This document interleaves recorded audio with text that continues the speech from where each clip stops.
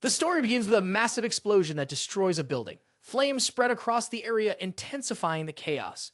A man appears wielding a flaming sword. As he strikes, the ground cracks and burns under the force of the blow, releasing a powerful surge of energy. Changing the direction of his swing, he delivers a downward strike. A magical circle materializes in the background. Using the meteor impact attack, the sheer force of the strike becomes evident as the shockwave destroys additional buildings. After the attack, the buildings that were already blazing continue to burn, while others that have been untouched are now set aflame. Gut stands still, holding his sword, bewildered as he realizes his attack was interrupted. He wonders how someone could block such a powerful blow. At that moment, a figure in the background is revealed, deflecting Gut's attack. This prompts a question about the strength of High Auntie Kim. Gritting his teeth, veins bulging on his face, Gut sweats as he hears it's now the protagonist's turn to strike back. A young man with black hair appears, gripping his sword. Staring down High Auntie Kim, he swings his blade. 8. Declaring it's now his turn, the narrative shifts to the tale of the strongest hero. The black-haired young man lands a direct hit on Guts, forcing him backward. The protagonist's eyes burn with determination as the story recounts how he was cast out for being weak and how this battle marks the beginning of his vengeance. On a fateful day, countless plants and animals on Earth transformed into monstrous creatures. Beings from other realms invaded Earth, unleashing destruction and plunging the world into utter chaos. Wielding even greater destructive power, an elf emerged, raising his hand and launching a fire attack toward a city. The city endured relentless bombardment from elves and attacks from the creatures as homes and buildings were obliterated, and the Earth descended further into devastation. The Earth, engulfed in total chaos, saw flames consuming cities with increasing ferocity, inflicting severe damage on all. A desperate bystander collapsed on the ground, begging for help as a creature closed in, ready to kill him. The creature, now charging at the bystander, bared its sharp teeth and growled with bloodlust just as it prepared to strike. The beast was hit with a precise attack to its mouth by a nearby hero, and a voice declared that Earth would rise to face the challenges and would not fall silently. The monster, now missing one of its limbs, lay on the ground as someone stood over it, holding a sword. In the background, a narration revealed that these individuals were heroes with extraordinary powers, and guilds were beginning to form around them with a roar of intense fury. An enormous monster appeared. Its cries echoed everywhere, marking it as a boss. The monstrous goat, wielding a massive axe, charged at one of the heroes, its strength making the ground quake with each step. Unleashing a devastating attack, the goat monster's strike was somehow blocked by the hero. Though he was being overwhelmed, cursing under his breath, the hero Juno Huang of the Heroes Guild wondered how the creature could be so powerful, leaving him uneasy. Juno barely held off the axe's strike, his shield cracking in half, while the creature's other hand advanced toward him. Looking back, Juno realized the monster was as strong as he was and understood this battle might never end. Just then, another figure appeared, blocking the attack in the nick of time. Barely managing it, Jihan said, You, a support class hero from the Heroes Guild, halted the creature's blow. The sound reverberated among the gathered heroes. Nearly out of strength, Jihan began giving orders to those nearby, urging them to attack quickly, as he wouldn't hold on for long. At that moment, a girl appeared from behind, declaring, I know what to do. She moved into position to launch her own attack. The monster noticed the mage behind it, but couldn't stop her from releasing a powerful lightning strike. The attack created a strong shockwave, raising dust and temporarily obscuring visibility. The monster, now kneeling, trembled from the pain. On the ground, the mage smiled defiantly. Did you enjoy that, goat? She asked, revealing herself as Senlim of the Heroes Guild. Senlim added, I hope you stay down. I have no mana left for another attack. Meanwhile, the goat rose again, letting out a powerful howl. The mage watched in disbelief, questioning how such a thing could be possible. Stunned by the creature's resilience, she froze for a moment as the monster charged toward her. Just as the monster was about to strike, Jihan swiftly intervened. He stepped in front of her and deflected the attack. Looking at him, Jihan calls out his name as he remains focused, bracing for another potential blow, prepared to withstand the impact. Still on the ground, the two ponder why the monster stood up after such a powerful attack. Their uncertainty grows as the threat looms closer. With a changed expression, Jihan's eyes glow green, radiating an intense energy. A heroine suddenly appears, emanating a yellow aura, wielding twin daggers in both hands. She is Mia Li, a damage class member of the Heroes Guild. Mia Li, previously still, now charges forward with agility and confidence, ready to confront the danger. Using her rapid slash skill, Mia delivers a series of powerful strikes, leaving deep gashes on the goat. The goat, dropping to its knees and in greater pain than from the mage's attack, rises again, growling with rage and bloodlust in its eyes. Sensing an imminent counterattack and knowing it won't be enough to bring the goat down, Mia points skyward, signaling where the real strike will come from. Guts appears, his flaming sword in hand, delivering a meteor impact from above. The blow is so powerful, it finally fells the goat. The force of the attack spreads flames from his sword, consuming nearby areas and defeating the bull goat, which collapses amid the fire. The bull goat, lying motionless, showcases the strength of the hero's guild heroes and the power of other champions yet to emerge. Standing tall, Guts declares another dungeon cleared. Satisfied with being the first to complete the mission and ready for the next challenge, he confirms the boss is down for good. It is revealed that the final strike was delivered by Haeunti Kim, the Ko's guild platoon leader. As his allies cheer victoriously, Jihan watches them, saying, "What about me? I've been here since the beginning too." He reminds everyone, asserting that his presence was crucial. The protagonist, his gaze empty, observes the celebration, feeling neglected and isolated amid the revelry. But everything changed that day following the boss's defeat. The city lay in ruins after the battle, with weapons and swords scattered everywhere, a testament to the chaos. A pile of defeated monsters is shown, with red-haired Guts seated at the top of one, his sword resting across his body. Guts calls out to Jihan, locking eyes with him. Without much explanation, he expels him from the guild. Jihan listens in shock to Kim's decision. Unable to process what he just heard, a sudden downpour begins. Jihan questions the reason behind it all. Still reeling, he walks through the city, clutching his bag and phone as the rain intensifies. Checking his bank account, Jihan sees his reward amounts to just 10 million won. Disappointed, he stares at his earnings, lamenting that he worked like a dog for 7 years only to go unappreciated in the end. Head down in daze, he recalls the words his former comrades spoke to him. Juno, the platoon's muscle, accused him of being a leech who took advantage of others in the team. Shin Lim mocked him for being too weak, claiming any rookie with proper training could surpass him. Mia Lee, with a cold stare, unhesitatingly said, "You're weak, Jihan." But the harshest words came from his leader, who declared Jihan a dead weight to everyone, especially the guild. Haunted by these painful memories, Jihan looks skyward, anger blazing in his eyes. Standing in the rain, his fists clenched, his expression sorrowful. Jihan wonders why he stayed with Kira from the very beginning. What was it all for? Jihan's story comes to an abrupt end as the rain continues to fall. With thunder rumbling in the distance, a lightning bolt seems to strike near Jihan. Suddenly, his eye glows with an intense green light radiating from within. Jihan begins to perceive green grid-like lines around him, as if his vision has been altered by some unknown force. Staring at the green lines, Jihan quietly utters the name of his ability, a skill that only activates in rare moments. After being expelled from the guild, the protagonist spent days and weeks wandering aimlessly, searching for a new guild where he could rebuild himself. Seated at his desk, Jihan stares at his computer for hours, scouring for a new opportunity. Eventually, he focuses intently on the screen and announces, "I've found a guild called Epic." Startled by what he sees, Jihan watches several windows pop up in front of him, calculating the guild's growth probabilities if he were to join. The odds are 99%, reminding the protagonist of his former companion's faces once again. Resolutely, he declares, "With my abilities and the odds in my favor, I will do whatever it takes to succeed and achieve my revenge, no matter what." Meanwhile, the scene shifts to a cozy room lined with bookshelves and a steaming kettle on a table. A sofa and a table cluttered with instant noodle cups appear, accompanied by a weary sigh. At that moment, someone is shown sitting in front of a computer, visibly irritated, complaining about a power outage interrupting her noodle preparation. As the room remains dark, the woman is startled when someone abruptly opens her door. Still reeling from the sudden intrusion, her only reaction is to ask, "Who is it?" Jihan, drenched and breathless from the rain, mutters only one word, "Epic." With water dripping from his face and a pitiful expression, Jihan simply says, "I've come to apply to the Epic Guild. I hope to be accepted." Caught off guard by the sudden turn of events, the woman murmurs something about him joining the guild. Still confused, a loud sound interrupts the moment as Jihan collapses. Weakened from the rain, or perhaps overcome by the sight of the stunning waifu before him, he falls. Someone fetch a pillow for the boy, someone calls. He's down for the count. The waifu panics, realizing he's unconscious and won't wake up no matter what. Hours later, Jihan regains consciousness, sits up, and wonders what happened as he scans his surroundings. The woman approaches the protagonist. She asks if he's okay and begins to explain what transpired while he was out cold. She elaborates that he had been unconscious for hours and wouldn't wake up, then asks, "Is your name Jihan?" The person before him introduces herself. "I'm Sia Kim, the leader of the Epic Guild." Jihan, still reeling from his fall, rubs his head and massages his temples. He then asks, "How do you know my name?" Kim reveals, "While you were unconscious, I searched your belongings and found your Heroes Guild ID card." She pauses and wonders aloud, why would someone from such a prestigious guild as Heroes want to join a small guild like Epic?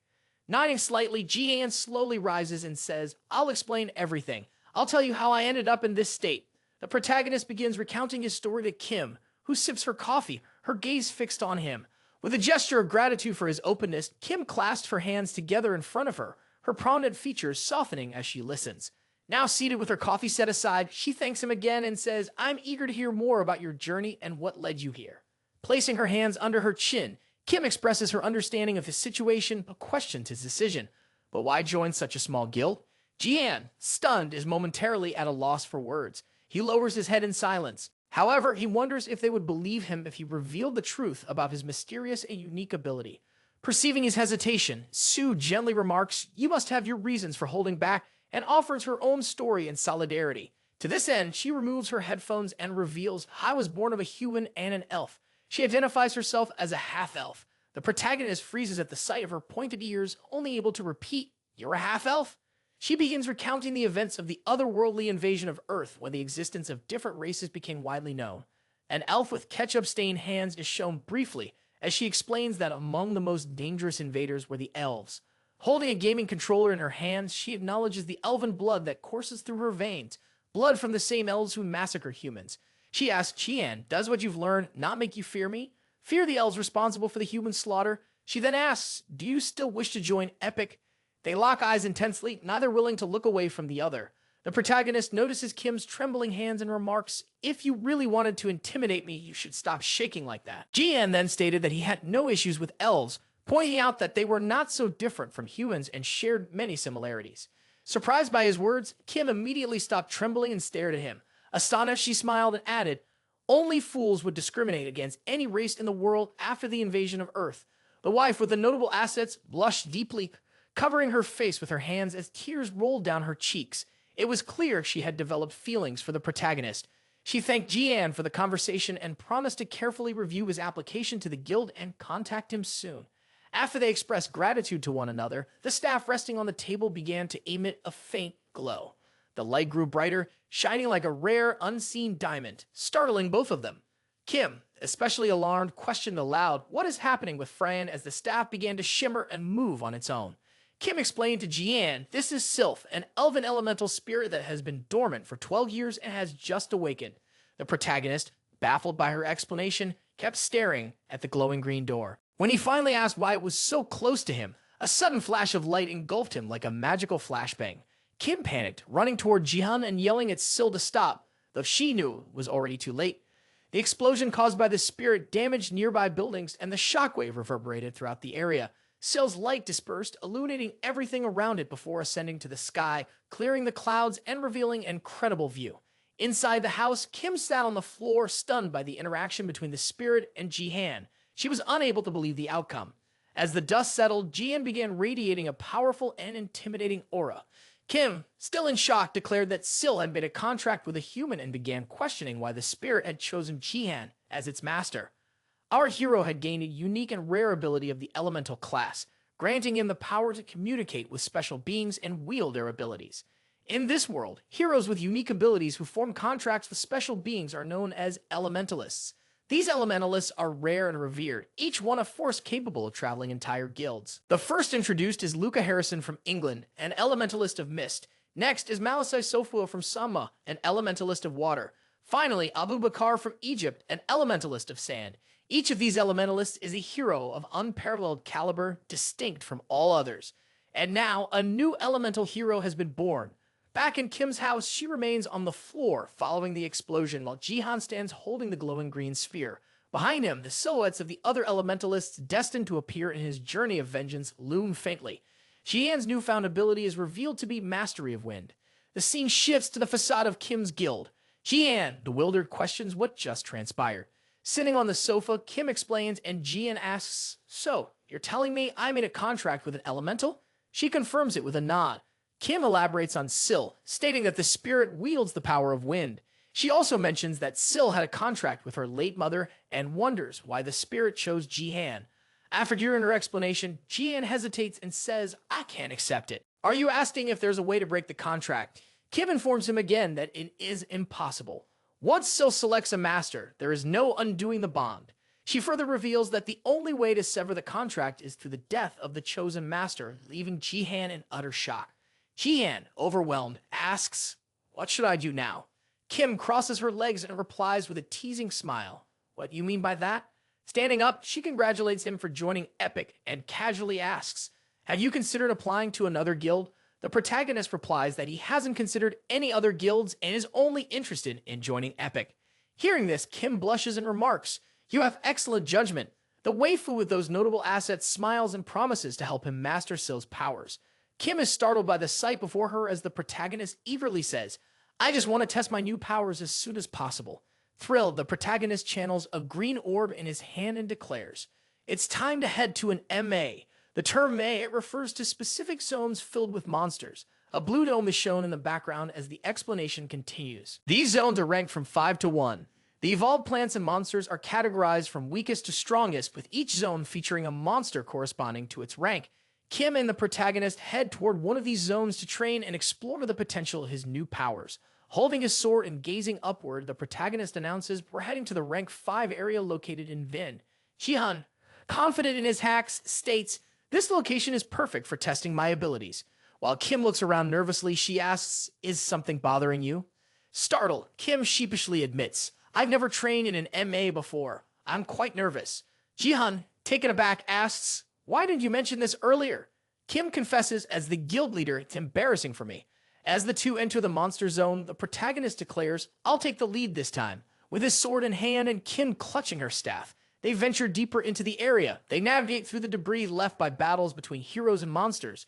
Jihan asks him to scan the area for monsters. Kim responds, "Give me a moment." Kim checks the radar and reports that the monster in this area is a cockatrice. She explains it was last spotted nesting here, and 2 weeks ago, news reported a truck overturning, leaving its offspring scattered everywhere. Drawing his sword, GM remarks, "These monsters are perfect for testing my new abilities." With fallen buildings surrounding them and destruction dominating the landscape, the scene transitions to a narration. This is a war zone, a place where blood spills and flesh tears, where fear takes hold. Realizing they're alone, Jihan states, "Since it's just the two of us, I'll have to play both tank and damage dealer." Kim senses something off about the area. The pair continue walking until Kim detects movement coming from a nearby parking lot. A cockatrice is spotted behind a car, snacking on its afternoon meal. The monster notices them, but it doesn't drop its meal. Instead, it spreads its wings wide. Both Kim and Jian feel an immense pressure emanating from the creature and ready themselves for whatever might come next. Jian quickly instructs Kim, "Guard my back while I engage the monster head-on." The creature takes a single step. Its sheer weight causes the ground to tremble. It charges at them, raising a massive claw to strike, displaying its terrifying strength. Jian raises his sword just in time to block the attack, grinning as he realizes he's no longer the same as before. Still holding off the attack, Jian calls out to Kim. Kim, standing behind him, begins casting a powerful spell. With her eyes glowing, Kim releases an attack called Wind Arrow. The projectile hits both Jihan and the cockatrice, hurling them apart and shaking the surrounding area with its impact. The monster crashes to the ground, the force of the attack cracking the earth beneath it, showcasing Kim's incredible power. Jian, recovering, praises Kim's impressive attack. She replies with a smirk, revealing she graduated first in her academy despite appearances. Distracted by their banter, neither notices a flock of additional cockatrices approaching. Kim senses them first and shouts a warning to Jihan about 3 birds attacking him from behind. He turns sharply, his green eye glowing once again as his ability activates. The incoming cockatrices are caught in the glowing green lines of his power, and a danger signal flashes above their heads. The protagonist, looking at the monsters in front of him, speaks the name of his skill, sampling. He then asks, "Calculate the evasive maneuvers." A window appears, calculating the probabilities of evasion, showing him falling to the ground. As the monster charges toward him, the only thing he does is crouch. A window appears, showing that the chances of evasion were 82%. Looking at his hand, he immediately starts conjuring the same green sphere as before. The name of his new skill is Haste, and with it, the birds in the area are all put to rest. He passes through them all without taking a single hit, and the monsters' heads remain as trophies of his story. With his sword raised, he looks back and sees what his new abilities are capable of. Kim is shocked by what she just witnessed and says he managed to use Sill's abilities with precision. She continues, saying that it's been less than a day since he got these new skills, wondering how it's even possible. While he stands in a badass pose, Q asks, "Are you a genius for pulling all this off?" The protagonist sheaths his sword again and calls out, "See then." He picks up some of the bird's feathers and tells Sigu, "We're going to farm endlessly now." While crouched, he thinks this is a good way to test his new abilities. His skill activates again, making him realize something is still wrong. He abruptly turns and tells Shu, "Look behind you quickly." Another monster appears behind Shu, much larger than the previous ones they defeated, heightening the tension even more. The creature unleashes a powerful attack towards Shu, and the sound of the strike echoes through the area. He manages to grab Siu in time, pulling her away before anything worse can happen. Holding her in his arms and standing behind the bird, the protagonist asks the waifu of airbags, "Are you okay?" She responds affirmatively. Both of them, wielding their respective weapons, wonder why on earth that monster is there. Jihan, observing closely, believes that this monster is a mutant. The protagonist's eyes glow green again, and his skill activates once more. At that moment, a window appears, calculating the chances of flight, while a danger sign lights up over the mutant bird's head. With Jihan standing in front of Siu, he asks if she'd hold off the monster for 1 minute, and she questions why. He runs toward the monster, repeating that it won't be for long. The creature activates some kind of ability in its claws. It charges toward the protagonist, wings and mouth wide open. The bird raises its claws. Holding his sword, he tells Su to attack now. Shu, staying behind, begins conjuring her spell to attack the monster. Slow Wind, a skill that managed to hold the monster for a few minutes while the protagonist charges at it. The bird still tries to attack him, but fails to land a hit. Coming from above, the protagonist holds his sword to attack, dragging the creature along. The spell begins to crack in some way. As the protagonist charges, the spell finally breaks, allowing the bird to react in time to the attack. The two face off as the bird opens its mouth. The protagonist advances with his sword, ready to strike. At the moment of the attack, the protagonist remembers Guts calling out to him, and what he said about being dead weight. Only the sound of the monster's mouth snapping shut is heard. The lines that were green now turn red. At that moment, the protagonist uses his skill, Wind Cutter, slicing the unfortunate bird into several pieces. After using the attack, the protagonist begins to fall slowly toward the ground. Even the scenery changes and someone's legs are shown. The figure slowly rises, revealing their face. "What do we have here now?" the person says. The muscular man, wearing a Hawaiian shirt, is surprised by what he sees. "I didn't know there was another elementalist," he adds. His name is Do Yun from Korea. He possesses earth elemental powers. A new scene is revealed showing a destroyed city with partially demolished buildings. The focus shifts to a devastated area filled with rubble. As a gust of wind sweeps through, it creates a gloomy and desolate atmosphere. A structure begins to collapse, sending debris falling and spreading dust. While the scene becomes even more chaotic, a giant monster with glowing red eyes and sharp teeth emerges from the ground with chunks of rock flying around it. Other red monsters appear, destroying more houses and buildings nearby. However, these are equipped with armor. A character appears, shouting for the worm to come at him while unleashing a blue explosion of energy. The same character from before now activates his provoke ability and strikes one of the worms, which had its claws dug into the ground. The worm is hit directly by the attack, and an explosion is heard by everyone nearby. However, despite the direct hit, the man seems to be struggling with the worm he's attacking. Looking back, he asks, "Strike quickly. I can't hold off the worm for much longer." Slim gets into an attack stance, watching the muscular man hold the worm. "I know what to do now," she says. With that, Slim, staring at the worm, begins casting her ability called Chain of Thunder. All the worms begin writhing due to the electric current that hits them all at once. Those watching now see the worms exploding into small pieces. After the attack ends, the surroundings remain charged with a faint electrical discharge. Grasping her staff again, she boasts, "I can't believe everyone was afraid of such weak creatures." The muscular man warns her, "Watch her aim, you nearly hit me." She retorts, "You should lose weight and stop complaining." The muscular man sighs. "Whatever," he says. "Get ready to leave the area quickly." When suddenly, Semlim is captured by one of the worms that survived her attack. She questions if she missed one and asks Jihan to cover her from the worm's incoming strike. With a frightened look, she remembers that Jihan is no longer in the guild, and that no one is there to help her at that moment. But then Semlim notices someone tearing through the skies and landing a powerful strike on the remaining worm. Semlim is shocked by the attack. She sees that the one who delivered it was Guts with his red hair. Striking a badass pose while leaning on his sword, Sen calls out his name and feels relieved to have been saved. The battlefield is shown, littered with the bodies of the worms killed by the heroes of the Heroes Guild. Semlim and the muscular man are leaning against a low wall to rest. She complains that she can't hold on much longer. The muscular man says the monsters were different from the norm, and that one of them seemed like a very strong mutant.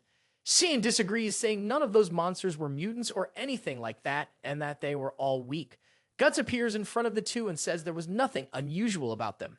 They were just giant worms, he adds, clenching his fists in anger. Guts demands an explanation. Punching the wall, he asks, why couldn't we defeat them? The muscular man and Slim are left in shock. They try to explain it wasn't exactly like that. As someone appears in the background, the two, still stunned by Guts, look to the side. Their shock deepens when they see her. Mia Lee, covered in ketchup, approaches them. She holds her dagger and glares angrily.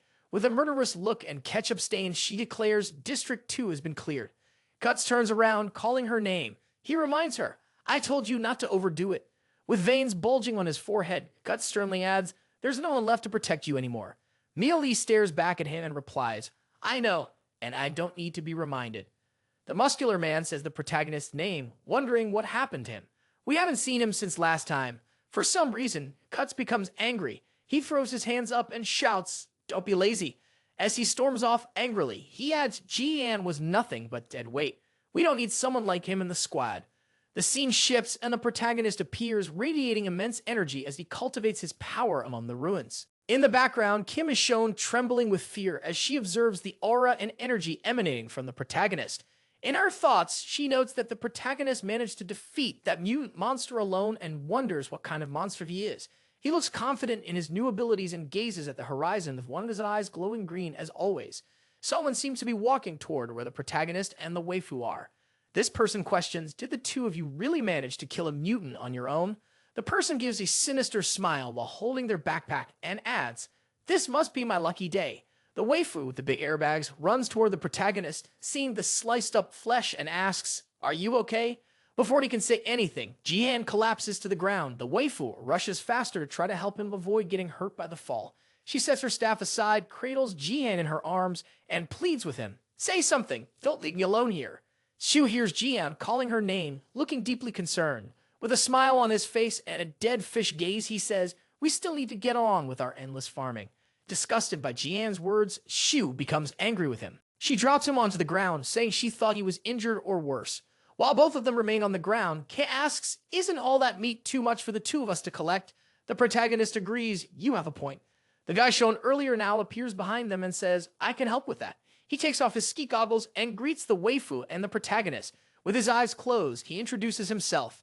My name is Sam Jen, also known as Sashimi. I run the monster cleanup service. The waifu asks, puzzled, I wasn't aware such a thing existed. The protagonist explains to her, these people are professionals who specialize in handling tasks like this. However, the protagonist, not being naive, asks Sashimi, what are you doing in an MA? Sashimi explains, my company is new. I have to work harder than others to make a profit. Sashimi then asks the protagonist, can I take care of all the cockatrice cleanup? The protagonist is happy that someone showed up at the exact moment they needed help. But there's a sense of suspicion. The protagonist says nothing. Sashimi leans against his bag, waits for their response, but the protagonist thinks there's something shady about him. Sashimi puts on his gloves and says he'll examine the monster carcasses first. Touching the carcasses, he remarks that they're all of good quality, and that the cuts are clean and the right size. Sashimi says that, with the quality of the carcasses, they could fetch an excellent price for all of it. Sia is overjoyed about what she's just heard, saying they'll finally be able to move to a bigger place. Sashimi, with a malicious grin, says he'll let them keep the rest, but then he places his hand on a glowing purple stone left behind by the mutant. Holding the stone in his hand, Sashimi gives a sinister look, thinking that he's keeping the real prize for himself. It is now explained what the glowing purple stone is. It's a mana crystal that can only be found in mutants, and it's worth a fortune. A bunch of rocks starts forming around Sashimi, and he wonders what the hell is going on. The waifu and the protagonist assume combat stances, wondering what's happening. While Sashimi is restrained by the rocks, he cries for help, offering to give the mana crystal back to them. Panicking, Sashimi hears someone say that this is why they can't stand swindlers like him and asks if he knows that stealing is wrong. Shu and Jian look on in shock at the newcomer, hearing their sweet words directed at Sashimi. The muscular man in a Hawaiian shirt appears again, walking towards Sashimi. Running his hand through his hair, his veins bulging, he says, the mana crystal belongs to me. Seo takes a few steps forward and asks, is it you? Doa from the Dice Guild, the #1 hero in the world. She then asks, what are you doing in a place like this? The protagonist holds the mana crystal in his hands and replies, it belongs to Epic, not Doa. He then asks, is the rank 1 hero really going to steal from us? Doa replies, the association sent me here to defeat the mutant and retrieve the crystal. The two glare at each other. The protagonist's eyes begin glowing green again, and he asks, why should we care about any of that? At the same time, the protagonist's ability is activated. Windows reappear, beginning to calculate his chances of winning against Doha. Doha, with his hands behind his back, says, you didn't understand what I meant. The protagonist, who was staring at him just moments ago, realizes that the man has appeared in front of him in the blink of an eye. Doha appears behind the protagonist and says, that wasn't a question, it was an order. The protagonist takes a slap to the face, wondering how Doha moves so quickly. With little time to react, Jihan finds himself cornered and accepts that his face is about to be smashed into the ground by Doha. The muscular man in flip-flops presses Jihan's head harder into the ground, reiterating, it wasn't a question. The protagonist looks at him with a face that says he's ready to fight back. Doha calls the protagonist his new elementalist. He then drives the protagonist's head into the ground. Tsushimi, horrified by what he's witnessing, starts thinking that out of all the heroes who could have come, this one is the worst. The narration continues explaining who this person is. He is Doha, owner of the Dice Guild and one of the top 5 heroes in the country. Doha is an earth elementalist and the only one with such power. He is the hero with divine powers. Kim readies her staff and tells Jihan, get out of the way. Doha tells Kim that it would be smarter for her to stay out of this fight. He continues, one wrong move and Jihan will. King of the Hill to crushed. Kid realizes there's not much she can do in this situation and just pouts, knowing he's not bluffing. Jihan, in rage, slams his hands against the ground. He asks Doha, do you really think you can kill me? The protagonist, furious, declares, you will be the one to die here. Jihan uses his wind bomb ability and pushes Doha away. Doha defends himself from the attack but is still sent flying. What the hell just happened? Doha asks, being dragged backward. He continues thinking, I was sure I had crushed the protagonist into the ground. Doha reflects that the protagonist always has a trick up his sleeve, while Jihan begins to stand up. Doha explains how the protagonist managed to survive after being slammed into the ground. Jihan summoned his elemental and made it absorb the impact. Additionally, he hid the elemental for a potential counterattack. The protagonist, battered despite managing to defend himself, hears Doha call him an amusing guy. The protagonist's ability activates again and a window appears, calculating the probability of continuing to manipulate the elemental. The death probability is 95%. Looking at Doha, the protagonist thinks he poured all of his mana into that attack, and yet Doha doesn't seem to have taken any damage. The protagonist continues thinking that rank 1 heroes are on an entirely different level from everyone else. Doha gets up after taking the attack, and the protagonist keeps thinking that he can't face him now. The muscular man, wearing flip-flops, stomps the ground and calls for his new rookie. Doha then says, we've each landed 1 hit. How shall we start round 2? Who will attack first? Jihan throws the mana crystal to Doha. I've won the fight, Jihan says. You can keep the mana crystal. Furious at Jihan's attitude, Doha asks, do you really think you can just give up now? The protagonist responds, wasn't the mana crystal what you wanted? I have no intention of fighting you. The protagonist mentions Article 38, Section 9 of the Hero Law, stating that Doha is obligated to accept his surrender. Doha gets angry. Things were just getting good, he mutters. He then looks behind him because of a loud noise. Just the right time, he remarks, as 2 helicopters come into view. Holding the crystal, Doha says, the newcomers are extras from my guild. Kim, with balloons swaying all around, says, those helicopters are from the Hero Association. A woman in the helicopter calls out to Mr. Yun, telling him, you can't keep wandering off alone. The muscular man in flip-flops, showing the man a crystal, says, I came to take care of some things. You're already being annoying. Doha, looking at him, says, next time, there won't be anyone to save you. He then asks, what's your name? The protagonist responds, my name is Jihan Yu, and I'm a member of the Epic Guild. Doha repeats the guild's name sarcastically, Epic Guild, huh? Then Doha says, we should surpass rank 4 and advance in the exam. While looking at the protagonist, Doha mentions, I might recommend you. Jihan, confused, asks, why? Doha replies, because I want to, and that's it.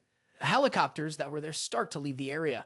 Inside one of the helicopters, Doha asks his assistant, do you hear me? He continues, recommend the waifu with airbags and the protagonist. The assistant responds, the exam is in 2 days. I can't recommend anyone right now. She points out, our guild hasn't even gone through the proper formation process yet. Looking more closely, she notices a wound on Doha's arm and wonders how he got injured. Doha smiles and says, this is going to be a lot of fun. With that, the 2 return to the Epic headquarters. Sashimi kneels and apologizes for his actions once again.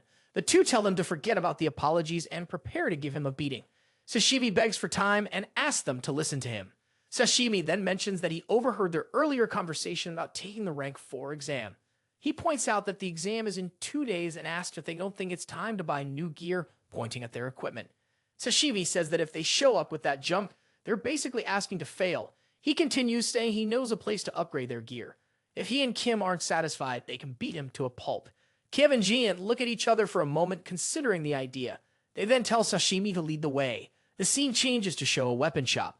Sashimi opens the door while the other two stay behind him.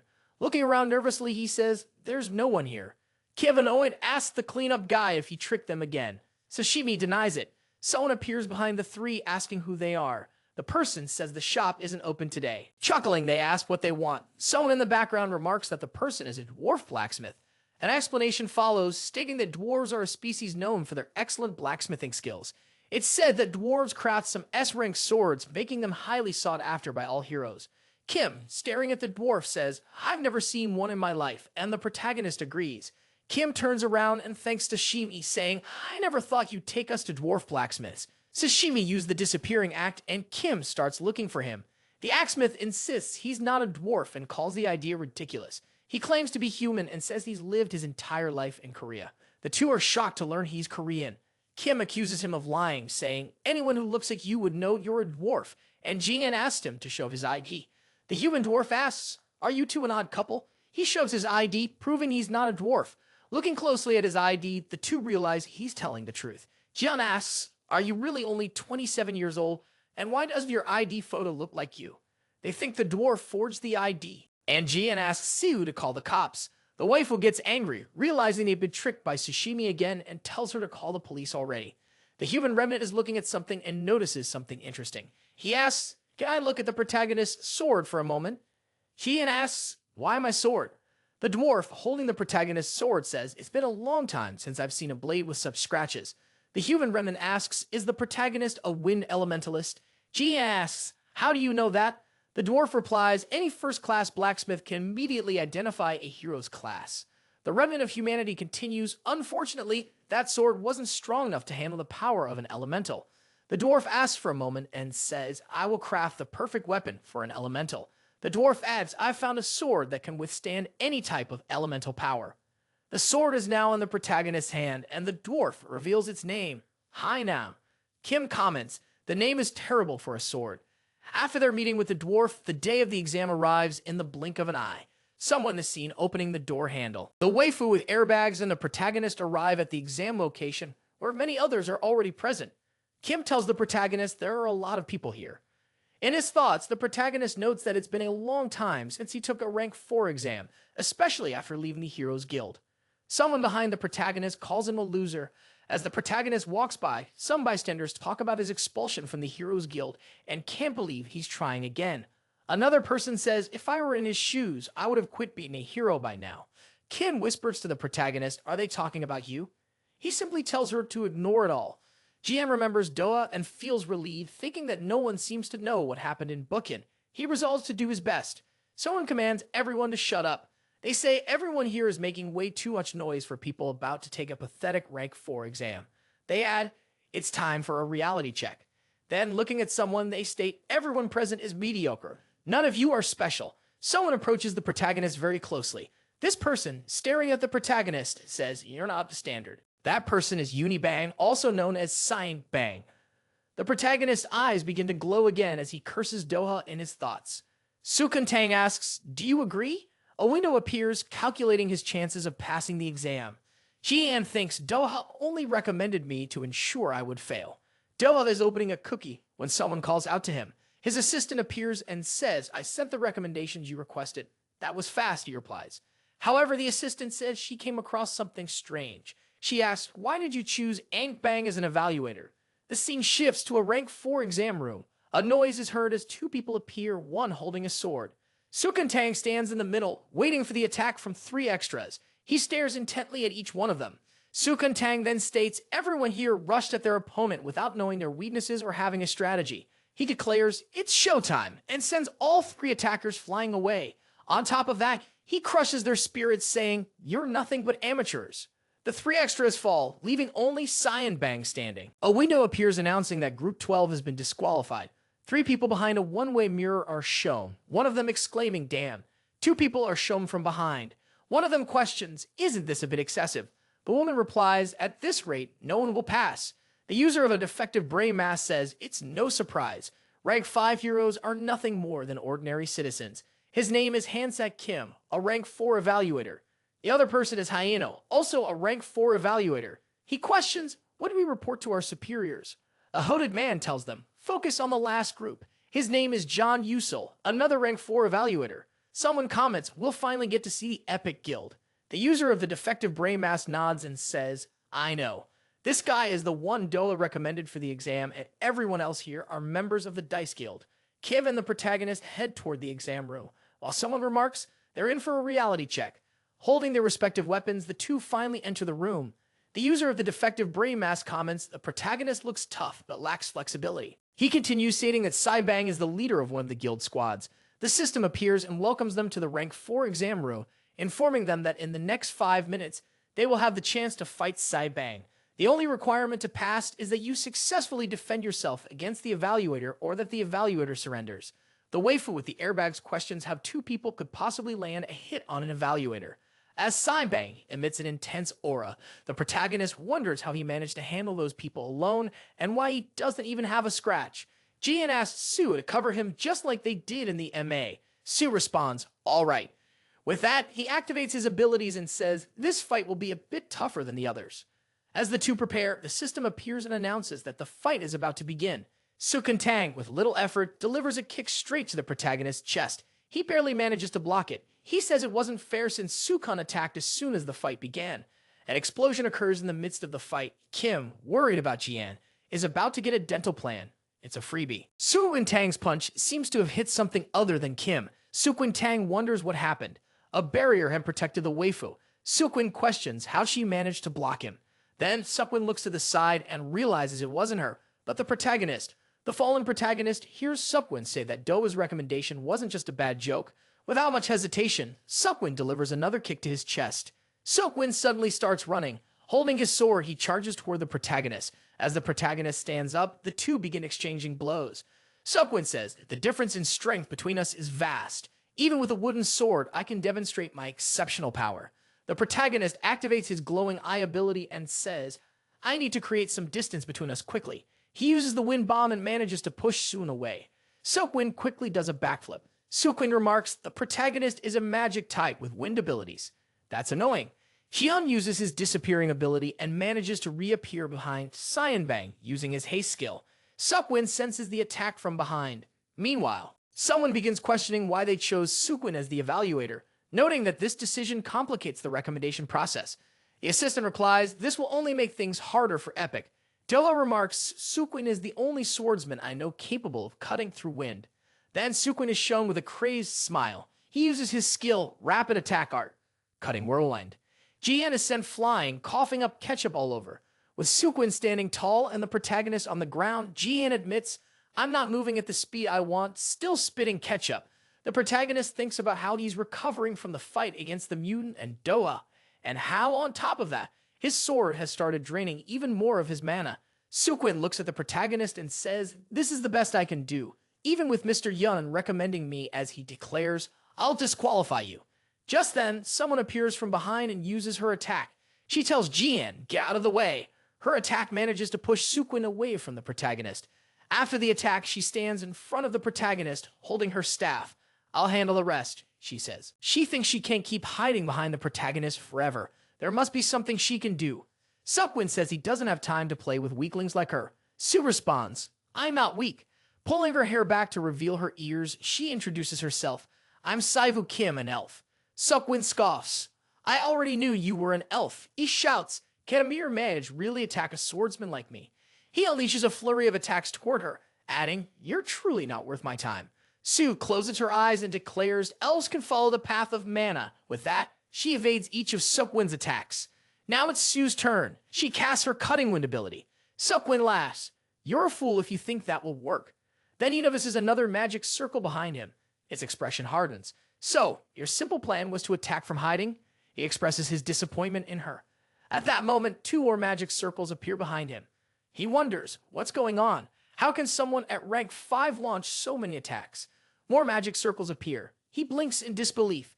Can she really use 6 magic circles at once? And he realizes no, she can actually use 7, while C's ability restrains him. With all those attacks coming his way, he admits that she managed to trap him. An explosion engulfs the area. Sei shields herself from the wind caused by the blast. Then she says, there's no way you can avoid this attack. It should work to defeat you. Squint appears and comments, it wasn't bad at all. Your plan to corner him in a confined space was a good one. But he suddenly appears behind her, and despite everything says, you're too slow. Sei responds, I managed to block that attack with my 7 magic circles. Squint remarks, I've been waiting for the protagonist's move. Holding his sword, he adds, this arrogant attitude will cost Jihan the victory. With that, he continues, I was wrong. It wasn't my sword draining all my mana. In fact, it was Jihan himself wasting his mana. Jihan, in turn, decides to focus a small amount of mana and compress it as much as possible into a single attack. Finally, he activates his wind sword ability. The scene changes to a room filled with trophies. Someone knocks on the door and a young man standing by the window is shown. He says they can come in. A blonde man with blue eyes enters, reporting on the status of Guts, the squad leader. The person in front of him simply murmurs. He asks about Gang Yu adaptation, and the blonde clarifies. You mean Gang Yu can write? The man confirms and wants to know about the guy who replaced Qian after he was expelled.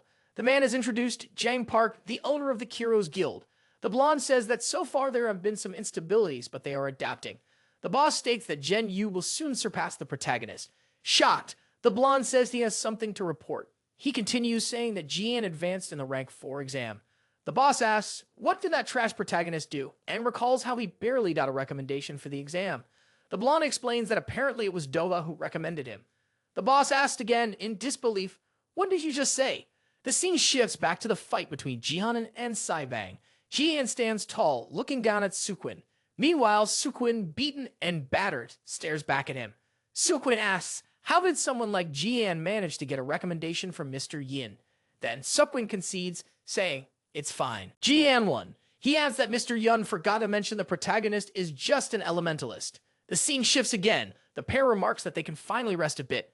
The waifu, smiling, asks the protagonist how he managed to control the power of an elemental so quickly. Jian says, I have no idea. Still, he thinks to himself that after the battle, he really did manage to improve his control over the power. He wonders if this was what Doa intended all along. With that, he praises the waifu, saying, you did a great job distracting Saibang. She modestly responds, it was nothing. Jihan then tells Kim that they passed the battle evaluation. However, he reminds her that they still need to pass the interview. While sitting, the two watch people leaving the interview room. Then someone calls for the Epic Guild, announcing that they're next. A woman notes, this squad is well prepared. A man mentions, there were many interesting moments in their battle. Kim and Jian enter the room. A polite man says, if no one objects, why not get started? Someone objects, stating, we should fail them. A naysayer criticizes the tank, calling him arrogant and doubting his ability to protect someone in danger. His name is Dangali, a mere member of the Warriors Guild. He declares that it's absurd to let this squad pass. Another voice agrees, saying they should be disqualified. Someone else adds that at this rate, no one will pass. Jian wonders why their voices are so loud, thinking they're trying to leave a lasting impression on the two of them. The polite man thanks them for coming and tells them to feel at ease. Kim introduces them as members of the Epic Guild. Realizing his mistake, the polite man quickly adjusts the papers in front of him.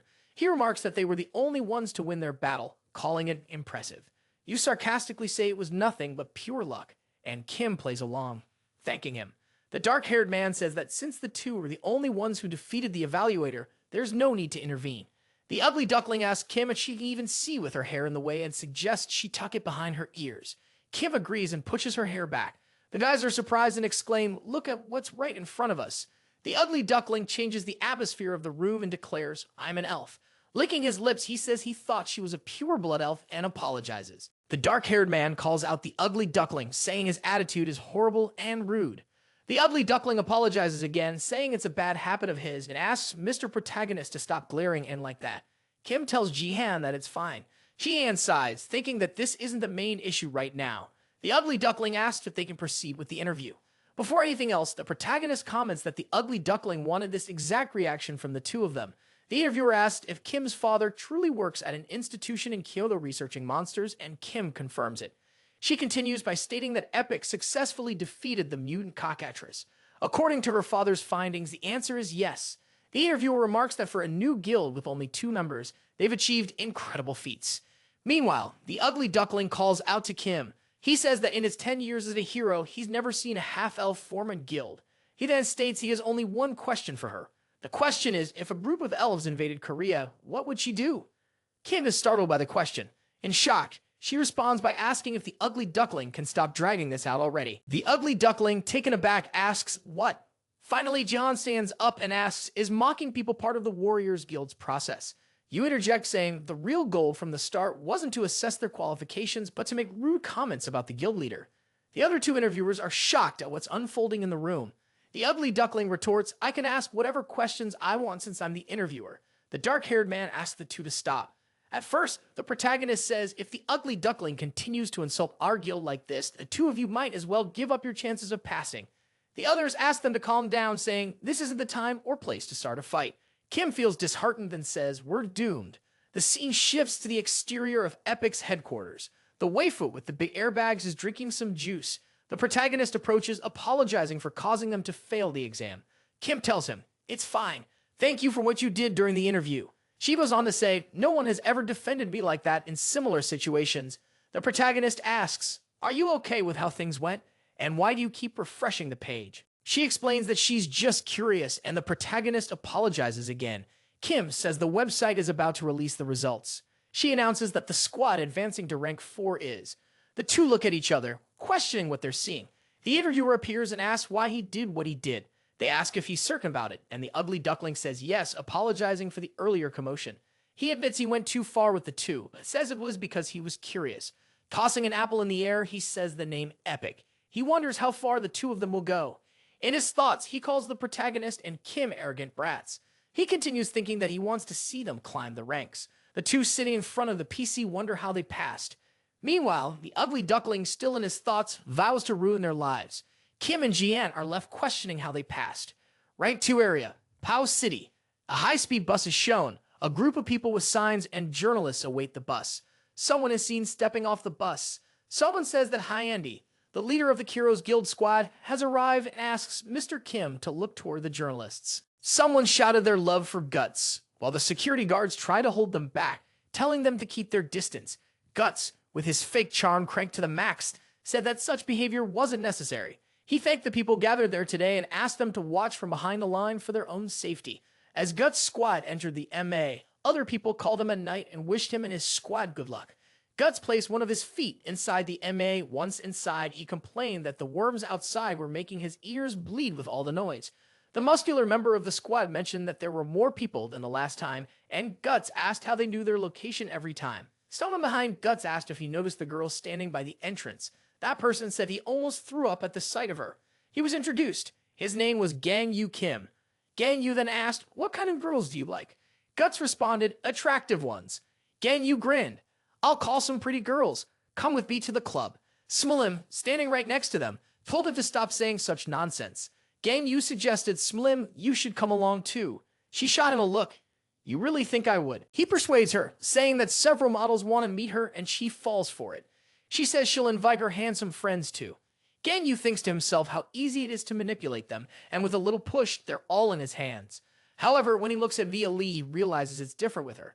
He can't figure out what she's thinking. Mia asks, what's wrong?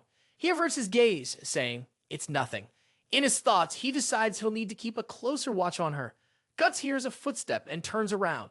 3 people are shown, and one of them greets, hi, Kim.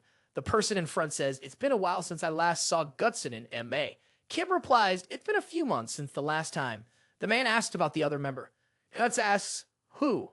The man clarifies, the guy who used to carry your bag. The Everline Guts claims the other guy quit, and the current one is his replacement. Gen Yu introduces himself as the squad support. Scarface asked if that's true and says, it's a shame, prompting Kim to ask why. Scarface explains, about a year ago, Jian saved us. The way the protagonist moved was something else. He says, I don't understand how Jihan managed it while just carrying a bag. Scarface then says, if Jihan ever shows up looking for a guild, let him know. I'd be happy to take him into ours. The 2 bid farewell and go their separate ways. Guts, furious, hears someone ask, was the protagonist really that good? Gang Yu responds, all I heard was that Jian only got in the way and it was dead weight. Chen Yu adds, Scarface gave Jian way too much credit. As Jihan Yu keeps talking, Guts demands his sword. A dinosaur-like monster is attacking everyone, and Guts quickly asks for his sword. He imbues his sword with claims, then leaps toward the monster. Thinking about the protagonist, the scene shifts again. A woman says, "I can't believe it," while others mention they forgot their belongings. A traffic guard declares the area is now classified as rank 4. Everyone must evacuate immediately. While one person worries about property values dropping, another worries if they'll even have a home to return to. The protagonist and Kim appear asking, "Is this the right place?" Kim responds, "It might be." The protagonist confirms, "This is the rank 4 area with the saber-toothed tiger." One of those kitties leaps toward the two of them. Running toward the tiger, the protagonist shouts for Sihu. Sihu begins casting some abilities. The protagonist draws his sword and keeps running. The tiger is struck directly by his attack. The poor tiger is split in two. Kim says, "I wasn't sure they were ready for a rank 4 area. I thought the monsters would be stronger." The protagonist replies, "The mutant we encountered earlier was a rare case." Kim asks, "How are we going to get the tiger's body down to the first floor?" The protagonist suggests, "We could call a cleaning service." Someone screams for help. Sayu says it's a civilian who didn't evacuate. The scratch tells them to hurry up.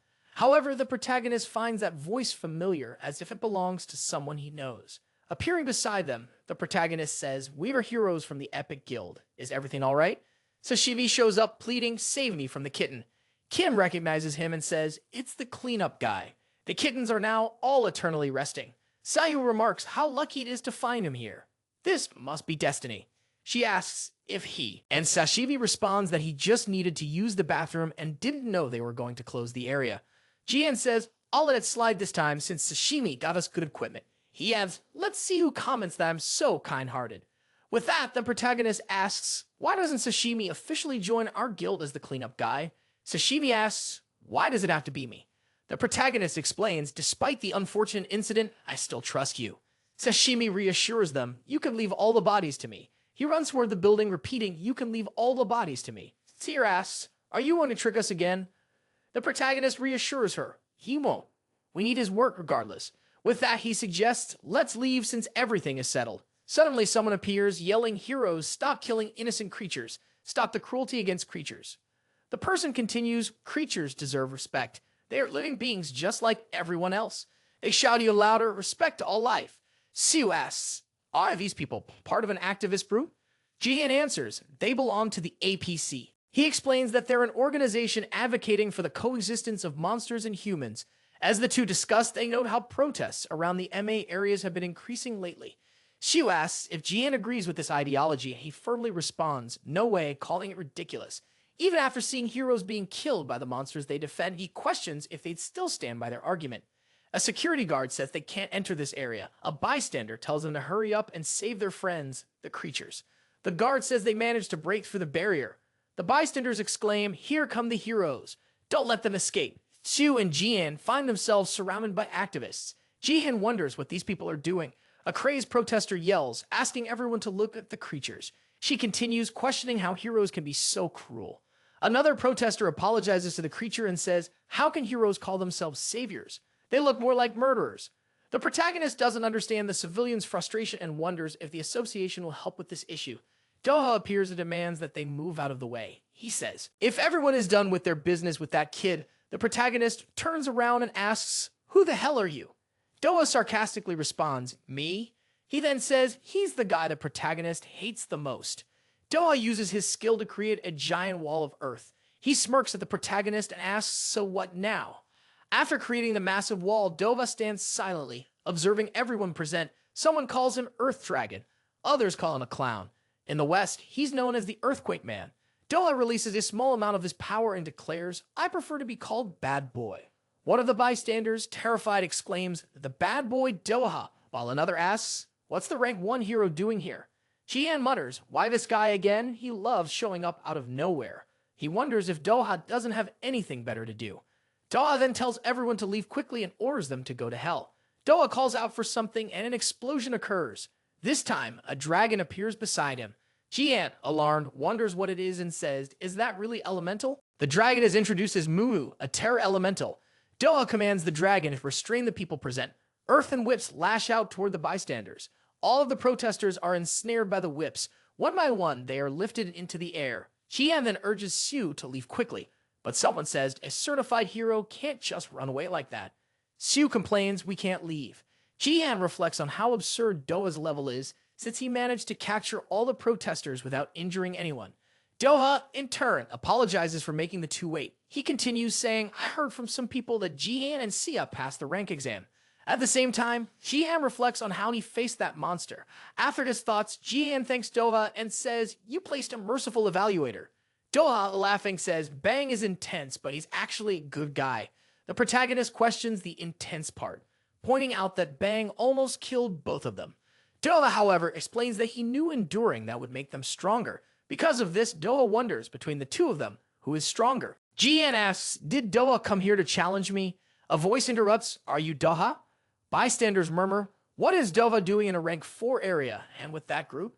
Sai comments, those people are from different guilds. Doha responds, it seems we've drawn too much attention. We should move on from this area. The scene shifts to a construction site where several workers are busy. One of them greets Doha and asks, should you be working? Doha replies, I'm just taking care of a few things. In his thoughts, Jihan observes, this is where the Ice Guild operates. There's a lot of activity going on here. Doha explains, we're expanding the training area. Please bear with the noise. Jihan responds, no problem. The scene transitions to the guild building. The three enter the building. Inside, Jihan remarks, this place feels so calm, like a quiet cafe. I haven't heard any noise since we left the construction site. Shu, surprised, says, you managed to cover a building this big with such a high level of mana. Impressive for a major guild. Jihan asks, is it really that powerful? And she confirms, explaining that maintaining a barrier like that likely costs around 20 billion won. Jihan then asks, can a guild really earn that much? A woman appears, thanking them for noticing. She asks, so, who is interested in mana barriers, and compliments her for estimating the cost so accurately. The woman introduces herself as the vice leader of the Dice Guild, Jang Park. After her introduction, the protagonist asks, are you really the guild's vice leader? Seattle then comments, I thought Jang was just an assistant or something. Doha asks, do you remember the two of them, and requests for a book of meeting rooms so they can talk. Jake Park agrees to schedule the room, but also asks, where the hell have you been?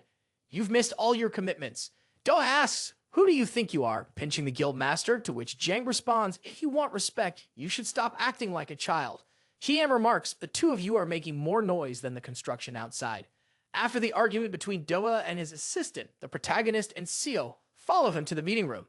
Doha gets straight to the point and asks, why do you think I brought you here? Jihan guesses, it's because of your elemental. Doha confirms, you're correct. A light emanates from something. A fox-like dog appears, saying meow. Doha introduces his elemental partner Mumu. He then asks, do you remember my partner from when I was handling the activists? Jihan questions, did this little dog really turn into a giant dragon back then? Mumu complains, I'm busy helping with the construction. Doha reassures the meeting won't take long. Mumu then asks, why are there guests here? Jihan greets it. Sue, on the other hand, is charmed by the little dog, while Jihan wonders what exactly it's doing. Doha asks Jihan to summon his elemental as well, and the protagonist agrees. Jihan summons a glowing green sphere. Once summoned, the elemental moves toward the little dog. Doha says, I knew your elemental was wind-based. He then asks for its name. Jihan introduces it as Sylph. Doha explains, I brought you here to discuss Sylph. The only elemental discovered in Korea is Munu, and has been this way during my 17 years as an elementalist. He adds, I reviewed your records and found nothing about you being an elementalist. Therefore, Doha says, if I were to pinpoint when Jihan became one, it would be the exact moment he joined Epic. However, Doha states that this doesn't make sense for an elementalist and demands Jihan explain what exactly happened for him to secure a contract with the Wind Elemental. Jihan is about to explain, but Sue steps forward and asks to tell the story herself. She reveals that Sil previously belonged to someone else. Doha asks, who was it? Sue explains, it was my mother Rahath, the last person to have a contract with Sil. Doha acknowledges her explanation. He then admits he didn't expect the protagonist to have a contract with Erna's elemental and says he's at a loss for words. In his thoughts, Doha reflects that he believed elementals disappeared after their owners died, but it seems he was wrong. With his hand on his chin, Doha concludes that although he still has doubts, it doesn't matter anymore. Thus, he declares that he will explain the real reason he brought them there. Sifa says, I thought you wanted to know more about Sil. Doha confirms that he does, but there are two important matters to discuss. The protagonist asks, why two? Doha promises to be direct about what he wants to say. The first is that the leaders of the Dice Guild want to buy Epic. Shu, shocked, asks why. After explaining, Doha offers total control of Epic in exchange for 20 billion. Shu, furious, stands up and asks, "Are you serious?" Doha assures her he is, even adding that he can increase the offer if needed. Doha then says, "You have a choice. Remain a two-member guild or let me help expand and recruit more people." As part of the deal, Doha promises to personally teach the protagonist how to control the elemental and assures he won't interfere with their squad's actions. Doha asks, "What do you think, Jihan? This would be ideal for you." Shu, overwhelmed, admits it's a generous offer, but I didn't expect it. Doha tells them to take some time to consider.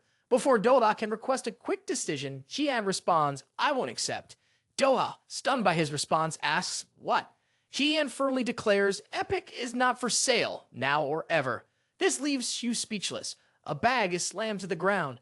Sashimi appears in the area where the activists are restrained and asks, "What the hell happened here?" He announces, "I finished my work, but I don't see Jihan anywhere." Excited, Sashimi says he was eager to share and show the protagonist what he managed to achieve. After shifting to Sashimi's perspective, the story returns to the negotiation between Jihan and Doha. Jihan tells Doha that he can double the offer as much as he wants, and it still wouldn't be enough. Like Dice Epic, their guild will also become a large guild in the future. Hearing these words, Doha's expression immediately darkens. Then Shu, who had been silent until now, asks Jihan, "Who gave you the right to decide what to do?" Meanwhile, Seiyu cries and strangles the protagonist. Doha bursts into laughter and continues laughing even harder. After his hysterical outburst, he says, "Such ambition is far too great for a two-person guild. I didn't expect you to be so arrogant." Jihan, turning to leave the room, says, "I have faith in our guild." Doha, adjusting his glasses, questions faith. He remarks, "You talk as if the deal is already done." He adds, "You're truly entertaining." With that, Doha withdraws his offer. Sue attempts to remind him that she's the guild leader, but she's interrupted. Doha calls for his assistant and says he's returning something that belongs to them. "Do you remember that stone?" Doha asks, revealing it to be the mana crystal from the mutant they encountered earlier. The protagonist looks puzzled. "Why are you returning the crystal?" Doha explains the association has completed its research. "I had planned to return the crystal after acquiring the guild."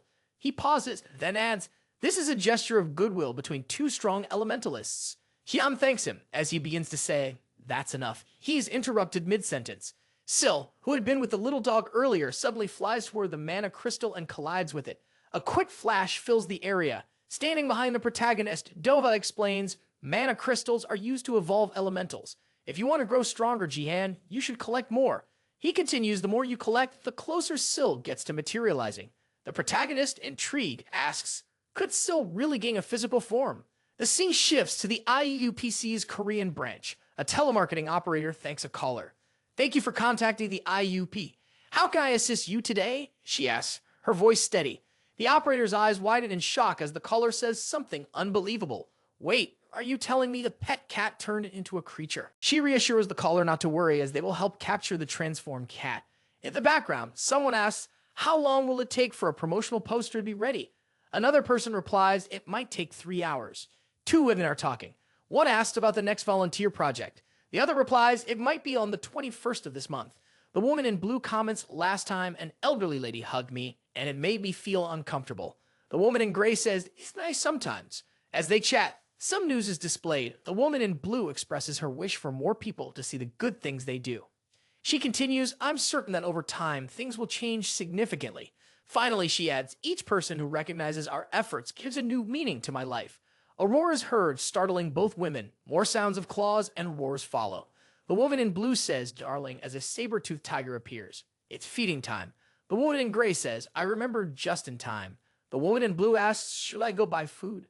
The woman in gray replies, "Just one serving should suffice. Nothing too heavy." The woman in blue heads to a cabinet to check if there's anything inside.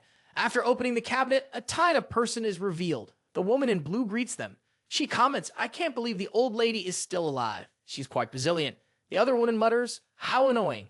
The woman in blue opens the door. She throws the elderly lady into the tiger's cage. The sobbing lady hears the woman tell the tiger, "Enjoy your meal." The tiger approaches the lady and devours her entirely, leaving nothing behind.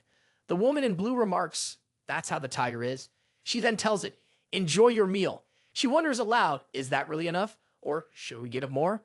The woman in gray responds, "No, one will suffice." The two hear something moving behind them. A car arrives at the location. The woman in blue says, "It seems the managers are here." A stylish man steps out of the car, activates the alarm, and greets everyone present. His name is Mysing Lim, and he is the manager of the UPC branch. The others greet him, and someone asks, "How was your trip?" He replies, "No one would believe the beautiful creatures I captured."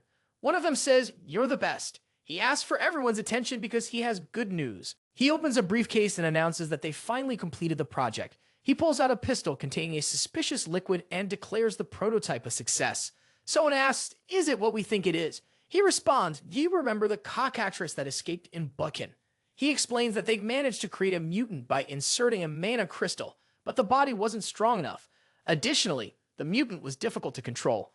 This time things will be different, he continues, looking at the tiger. He shoots the tiger and declares, "I will make it something precious." An explosion erupts in the tiger's cage. The tiger that was shot begins to emanate an intense energy. Missing Lim smiles, satisfied with the results he's seeing. Someone starts clapping. A ripple effect occurs, causing everyone else to clap as well. While looking at the new creature he just created, he remarks, "I never thought I'd have the chance to witness something so beautiful." The scene shifts again, this time to Incheon, a rank 4 area. Some people are walking peacefully. However, Sue and Jian appear, and Sue comments, "Unlike last time, this area has a barrier." Jihan explains, "We determined it would take longer to deal with the tigers, especially after the IUPC incident." While Jihan talks about getting lucky and finding another crystal, Sashimi shows up behind him. Sashimi, looking worn out, asks, "Where were you yesterday?" Sue, startled, warns Jihan, but Jian simply greets Sashimi casually. Sashimi complains, "You made me carry all the tigers and then just disappeared afterward." Jian apologizes, but Sashimi retorts, "Is that all you're going to say?" Out of nowhere, Sashimi starts trembling violently. Then, even more suddenly, he begins acting hysterical. Sue asks, "What's wrong with him?" "He's acting like a lunatic." Sashimi, holding up his phone, tells him to stay calm as he reveals what he has to show. Both of them scream like maniacs after seeing it. Sashimi, thrilled, announces, "Both the tigers and the cockatrice sold out quickly."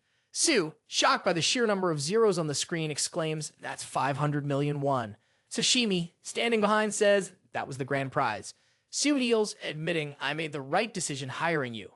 Sashimi confidently says, "Anything I clean will always generate profit." After their conversation, Sashimi mentions, "It's time to revisit our contract," and demands a 10% fee. Jihan cuts him off, saying it'll be 4%. Sashimi protests. Still protesting, Sashimi argues that even in cleanup, there are certain policies to follow, but Jihan keeps shouting, 4%.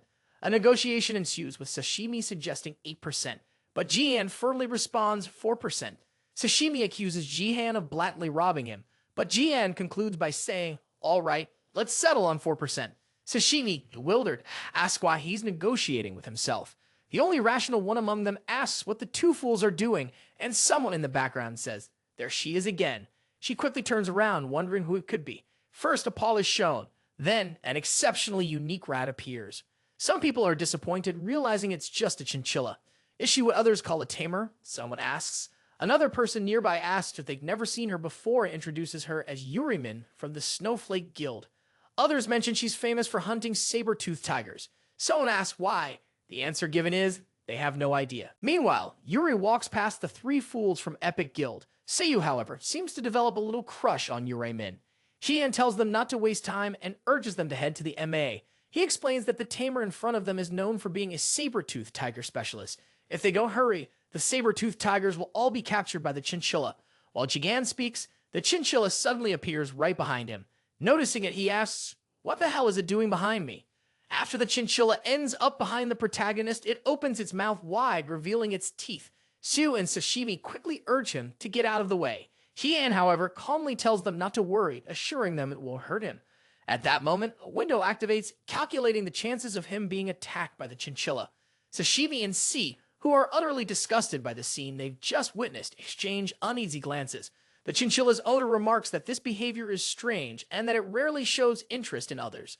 The woman in front of them introduces herself, saying, "It's a pleasure to meet you. My name is Yurei Min, a member of the Snowflake Guild." Now it's Jihan's turn to introduce himself. He says, "My name is Jihan Yu, a member of Epic, and that the woman beside him is Epic's leader, Seikukum." Yuri asked, "Do you have a pet hamster or any other rodents at home?" Jihan responds, "I don't have any pets." Yuri notes, "My chinchilla's behavior is unusual." There must be a reason. Meanwhile, Sashimi calls out to her. He takes Yuri's hand and begins introducing himself. My name is Sashimi, he says. I work in monster cleanup services. If you ever need a cleanup, just call me. Yuri replies, it's fine. Sashimi reassures her there's no need to worry. At that moment, the chinchilla appears angrily behind him. Some bystanders appear in the background watching the situation unfold. Poor Sashimi is being ignored. The bystanders comment, we've never seen Yuri talk to people from another guild. She's usually not friendly. The bystanders then shift the topic, asking, aren't those two the ones who were talking to Dova?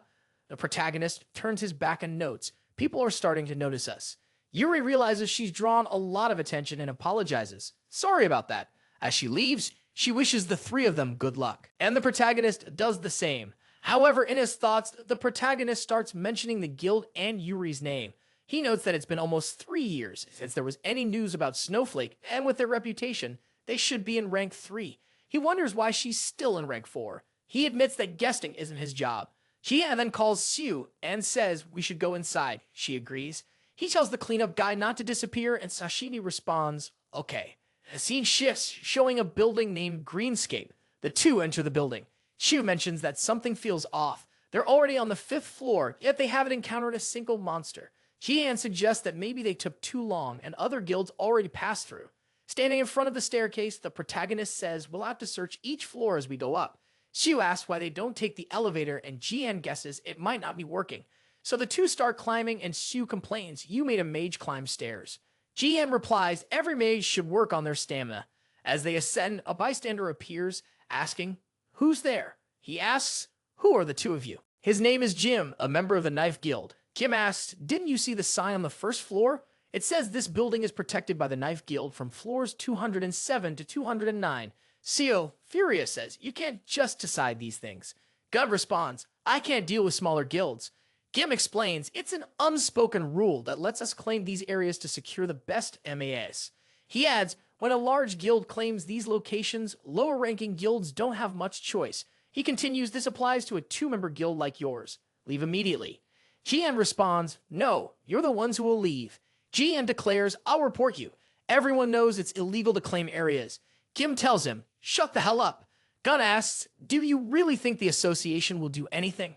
Jihan asks, is that a threat? While starting to observe the people around him. He notes that there's a tank, 2 warriors, and a mage. He continues in his thoughts, realizing it will be hard for all 4 of them to come down at once since the staircase isn't wide. He activates his ability and starts calculating the chances of winning. Another bystander asks, so, what if they are? As they face off, a window shows an 80% success rate. Jivan wonders what's happening and why Jinan isn't moving. Gavin turns around and asks the mage, why are you just standing there? He orders, help us. The mage responds, I know, I'm about to start attacking. Jihan quickly calls for Siu. She responds, I'm ready, while casting a spell. The two launch their water and fire spells. An explosion occurs, releasing energy. The explosion damages the building and part of it bursts outside. Jihan and Sihu begin running up the stairs as fast as they can. The bystanders shout. They're running away. Sihu casts another spell at the bystanders. A circle of flame surrounds them, leaving them unsure of what to do.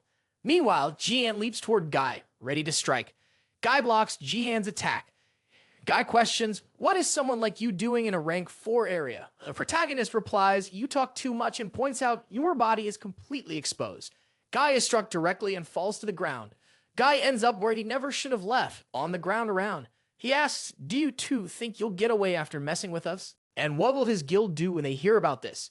Jihan cuts him off, asking about his guild while driving his sword into the ground next to Guy's head.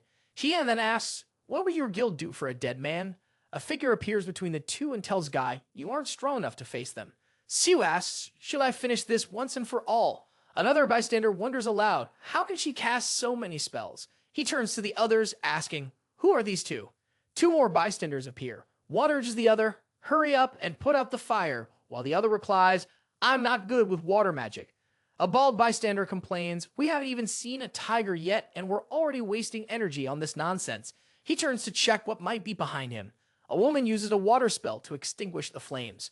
As she turns back, declaring the fire is finally out, she sees a mutant tiger devouring the bulbous bystander. Caught in the tiger's jaws, he cries for help. After witnessing the horrific scene, the woman starts running away. Shu and Jian hear screams and note they're coming from the emergency stairs. She asks, do you think it could be a saber-toothed tiger?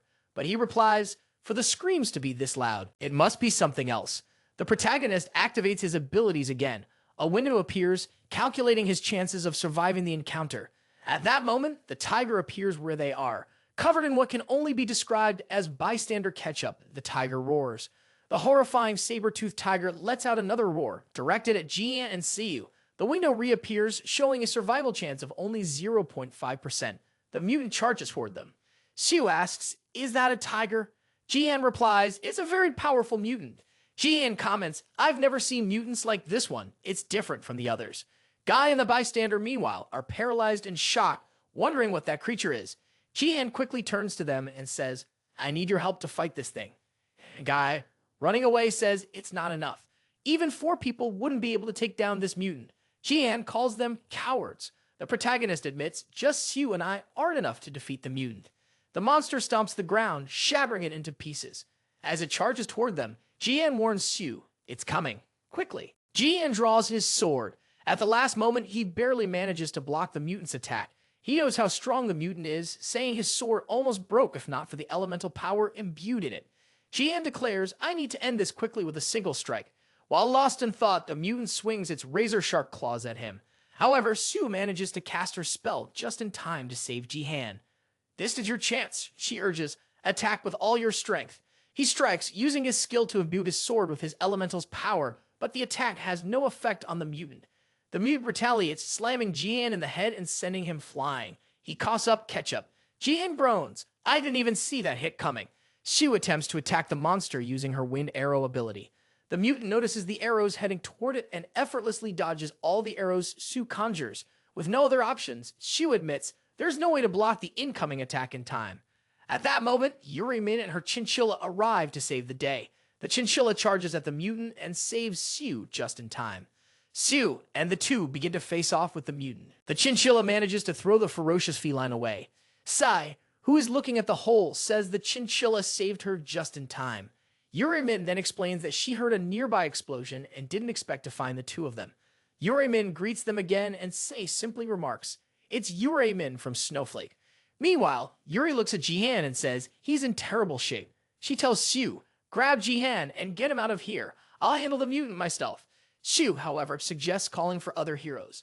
Yuri then reassures her, saying, it's fine. His nose saber-toothed tiger is a match for me. Sai notices that Yuri's eyes and tone of voice have changed. After their exchange, Yuri leaps off the building, heading straight for the mutant. The chinchilla, meanwhile, is putting heavy pressure on the tiger. The tiger takes a punch so strong that it spits ketchup. Another flurry of blows follows, each accompanied by more ketchup. Yuri, midair from her jump, calls out to Chilla, who promptly looks at her, pointing at the mutant. She casts a spell. The spell fires directly at the tiger. Chilla, who had been pummeling the tiger, watches as it takes the hit. Steps aside, allowing Yuri's attacks to hit. The tiger becomes encased in ice for a few minutes. It eventually shatters the ice and escapes.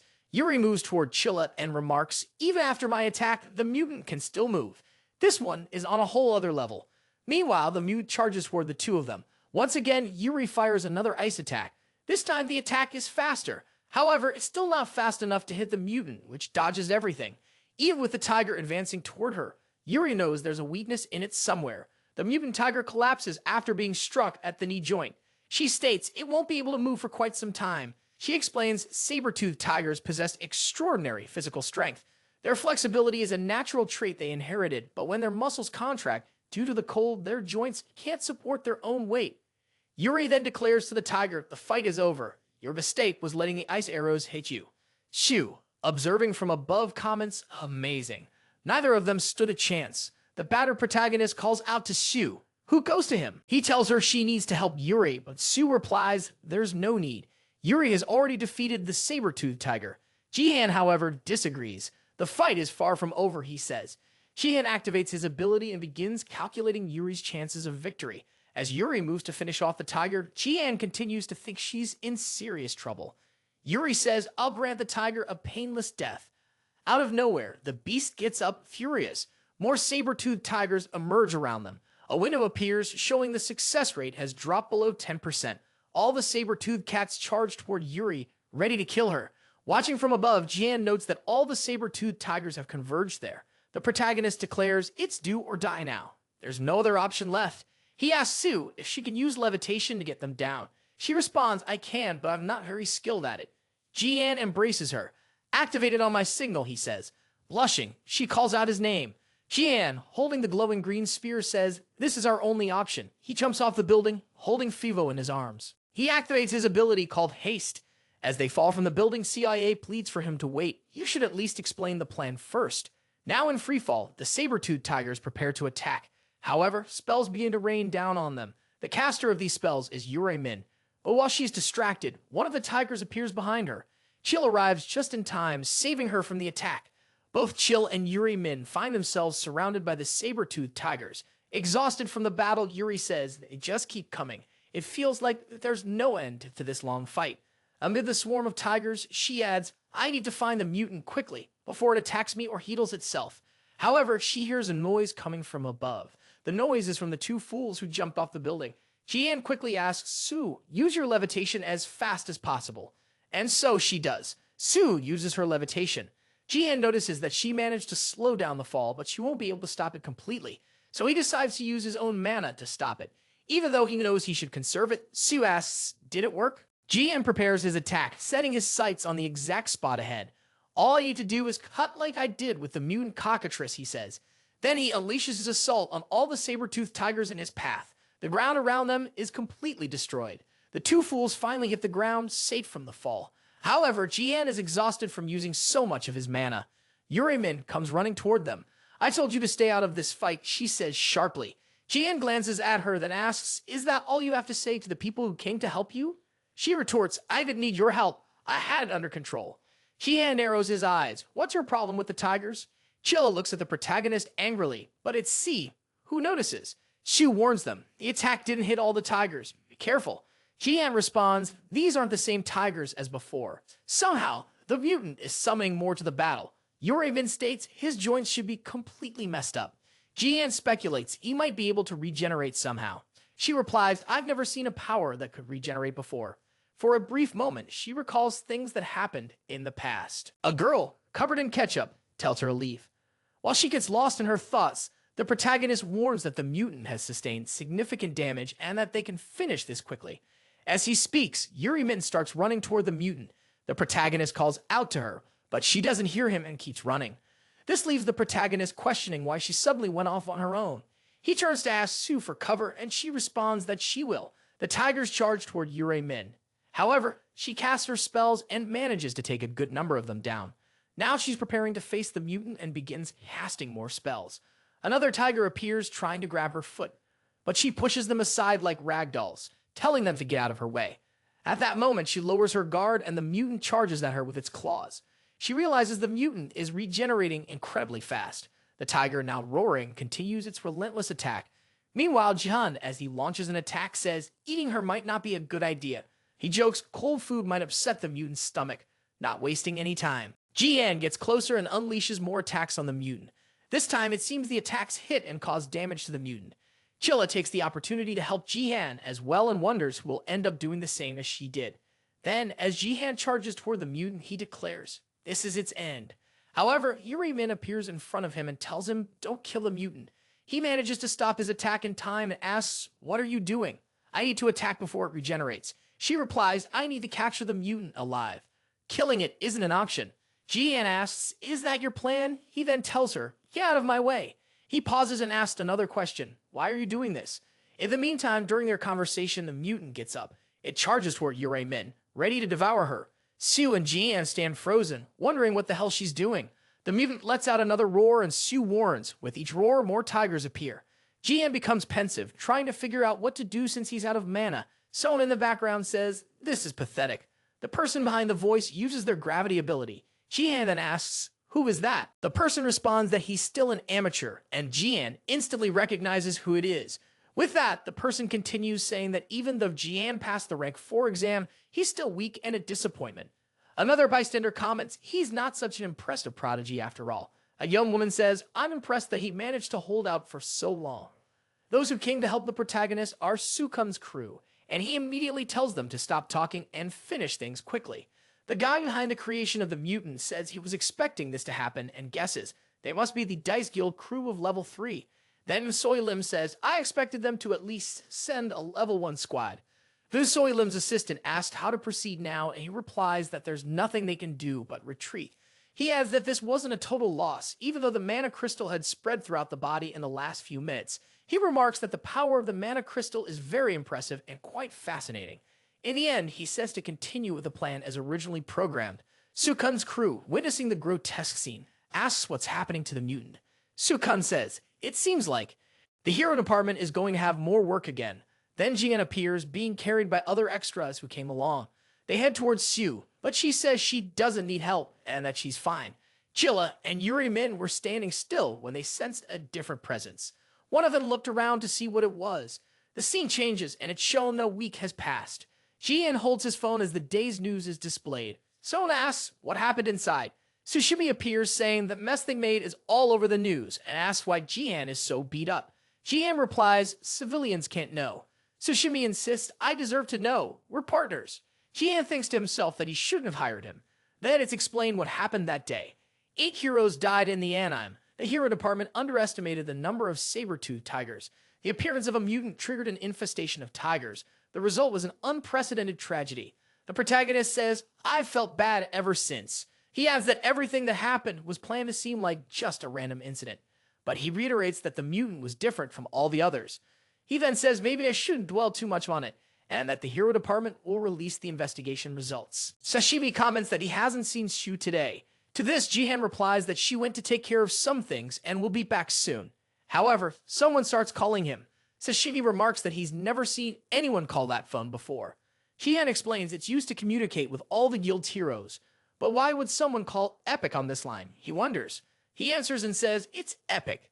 How can I help? The person on the other end cuts him off and says, hi.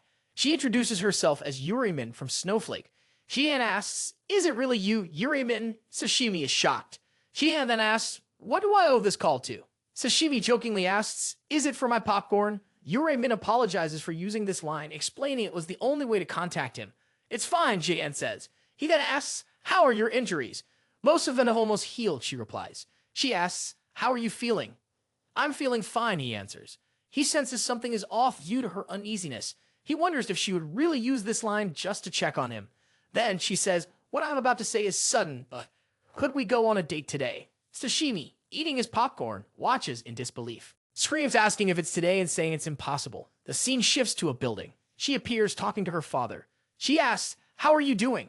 He responds, I heard you had a battle with a mutant in an MA zone. Are you hurt? She replies, I'm not. He scolds her, saying, you should be more careful. Supports are the most common targets. She asks him to stop. You've said this over and over again. He repeats, if something goes wrong, you should run without looking back. She tells him to stop. He says, it's good to know you're partnered with someone reliable. Blushing, she admits, Jihan has indeed been a great help to me and the guild. She adds, if I hadn't met Jihan, I might still be stuck in the same place. He agrees. Her father is introduced as Genoken, the head of research in Kyoto of Tokyo. He says, I'd like to be Jihan someday. Additionally, he mentions, Jihan is a hero who inherited his mother's powers. I have many questions for him. His assistant appears and tells him, you need to review the sample that arrived. He replies, I'm on my way. You can go ahead. Then he tells his daughter, I have to hang up now. But she asks him to wait and inquires, when are you coming to Korea? He responds, it will be on the anniversary of your mother's death. She complains, you hung up on me. Typical of you. She stretches and says, I need to finish the housework quickly. Her phone starts ringing and she wonders, why is he calling? The scene changes. This time, Jihan is dressed to the nines, looking incredibly charming. Before leaving, Sashimi gives Jihan a good luck charm. Jihan asks, what kind of luck is this supposed to bring? He says he's only wearing it because Sashimi wouldn't stop pestering him about it. While distracted, Yurimin calls out to him. She asks, did I keep you waiting long? Once again, in his thoughts, he remarks, she really looks very different from the MA. He replies, I just got here, and she says, that's a relief. After some small talk about who arrived first or was late, she mentions, I made reservations at a restaurant. Tsushimi, munching on popcorn, tells Sue, we're going out for lunch together. Shu, filled with jealousy, asks, what do you think you're doing? He's filled with jealousy, just watching. She thinks this is all part of Yuri's plan to steal Jihan and wonders how Yuri has the audacity to do this after aiming arrows at them. See who believes that, as the guild master, this is definitely unacceptable. The scene shifts again, this time inside the restaurant where Jihan and Yuri Min are enjoying their meal. Meanwhile, Yuri comments, "The coffee smells really good," and Jihan agrees. Siu continues thinking to herself, "This is definitely unacceptable." Jihan compliments Yuri on her accurate dark throws. Then he asks, "Do you want me to carry the teddy bear?" But she replies, "It's fine. I don't need help." Sashimi says the situation looks really suspicious and sees who stays silent. Then, punching Sashimi, she declares, "This is definitely a date between the two of them." Sashimi, his face bruised, asks, "Aren't you going to do anything about it?" She replies, "I see no reason to interfere with who Jihan chooses to date." Still, she keeps thinking that she shouldn't interfere, but wonders why she feels this way. The focus shifts back to Jihan and Yuri again. Jihan says, "I had fun," and Yuri says, "I feel better now." The protagonist then says she should just tell him why she called him there today, and she asks what he means. He reiterates that she didn't invite him there just to hang out. She admits that she was waiting for him to say something and reveals the truth. She says she was hoping he'd go somewhere with her. The protagonist guesses a hospital, and she confirms it, saying that her sister is receiving treatment there. The two enter the hospital, and the protagonist wonders if something happened to her sister. He asks for permission to enter the room. Out of nowhere, his ability activates. Yuri explains that the person in the room is her sister, and her name is Soon. The window, which previously calculated percentages, now displays the girl's condition. The protagonist thinks to himself, "What is mana decoration syndrome?" She then explains that the reason she wanted to keep the tigers alive is because of her sister. She recounts that they were attacked by tigers 4 years ago, and since then, her sister has been in a coma. She says the doctors don't know why. Jihan comments that this is why she's been relentlessly pursuing the tigers. She confirms it, saying she'd hoped to find an answer if she kept going. However, she admits that she's been mistaken this whole time. She says she believed the mutant factor could help her find a cure for her sister. However, after reading today's reports, she realized there's no connection. She apologizes for her behavior that day, admitting that because of it, Seiyu and Jian were put in danger. He says, "Don't worry, I now understand why you acted that way." Then Jian's ability activates again.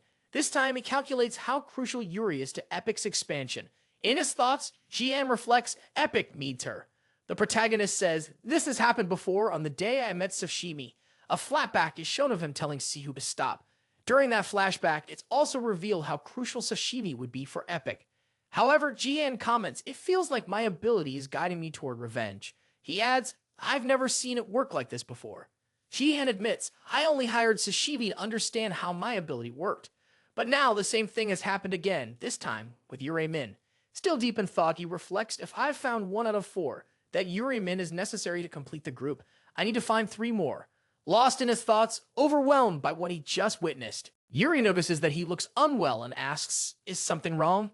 He replies, "I'm just feeling a little dizzy." He continues thinking about how, when his ability first calculated Epic's chances of becoming great, it was 99%. But now there are additional requirements. Jian, slowly feeling weaker, says, "I didn't realize using my ability so much could affect me." Nevertheless, he concludes, "If this is what's needed, so be it." Jian asks Yuri, "How many years have you been hunting the tigers?" She replies, "Around 4 years. He continues, pointing out, "During those 4 years, you might have found any answers about how to wake your sister." She confirms this. Jian says, "I don't know much about the approach you've been using, but I think it's time to change since you haven't found anything yet." She asks, "What kind of approach are you suggesting?" He explains, "I'll give you an example." Rolling up his sleeve, he says, "In cases of cuts or wounds, a proper thing is to disinfect them and apply an ointment. But do you even know what's in those ointments?" Yuri replies, "I don't know." Jihan explains it's a common ingredient called Centella asiatica, also known as Indian pinna. He adds that it's a common plant, found in areas with mountains and fields. This plant has antibacterial and anti-inflammatory properties, among other benefits.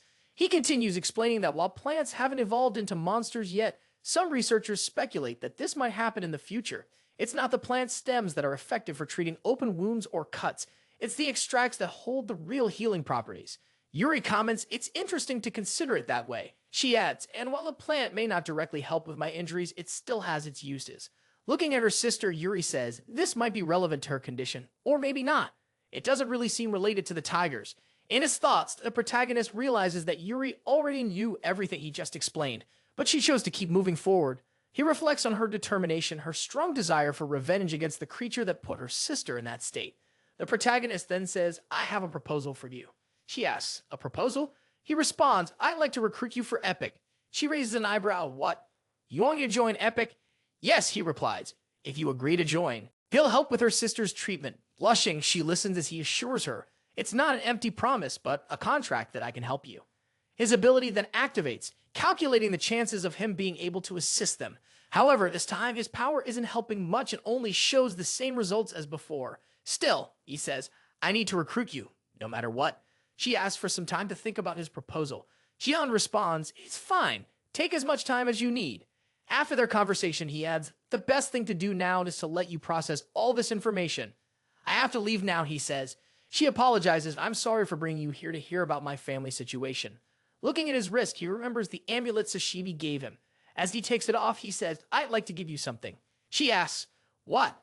"I'll give you the amulet meant to bring good luck," he replies. "You should give it to your sister." She thanks him, saying, "My sister loves these kinds of things." As he leaves the hospital, he says, "I hope to see you again." She, happy and blushing, waves goodbye to him. The scene changes again, and another large building is shown. This time, people are gathered in a room. 3 individuals are introduced.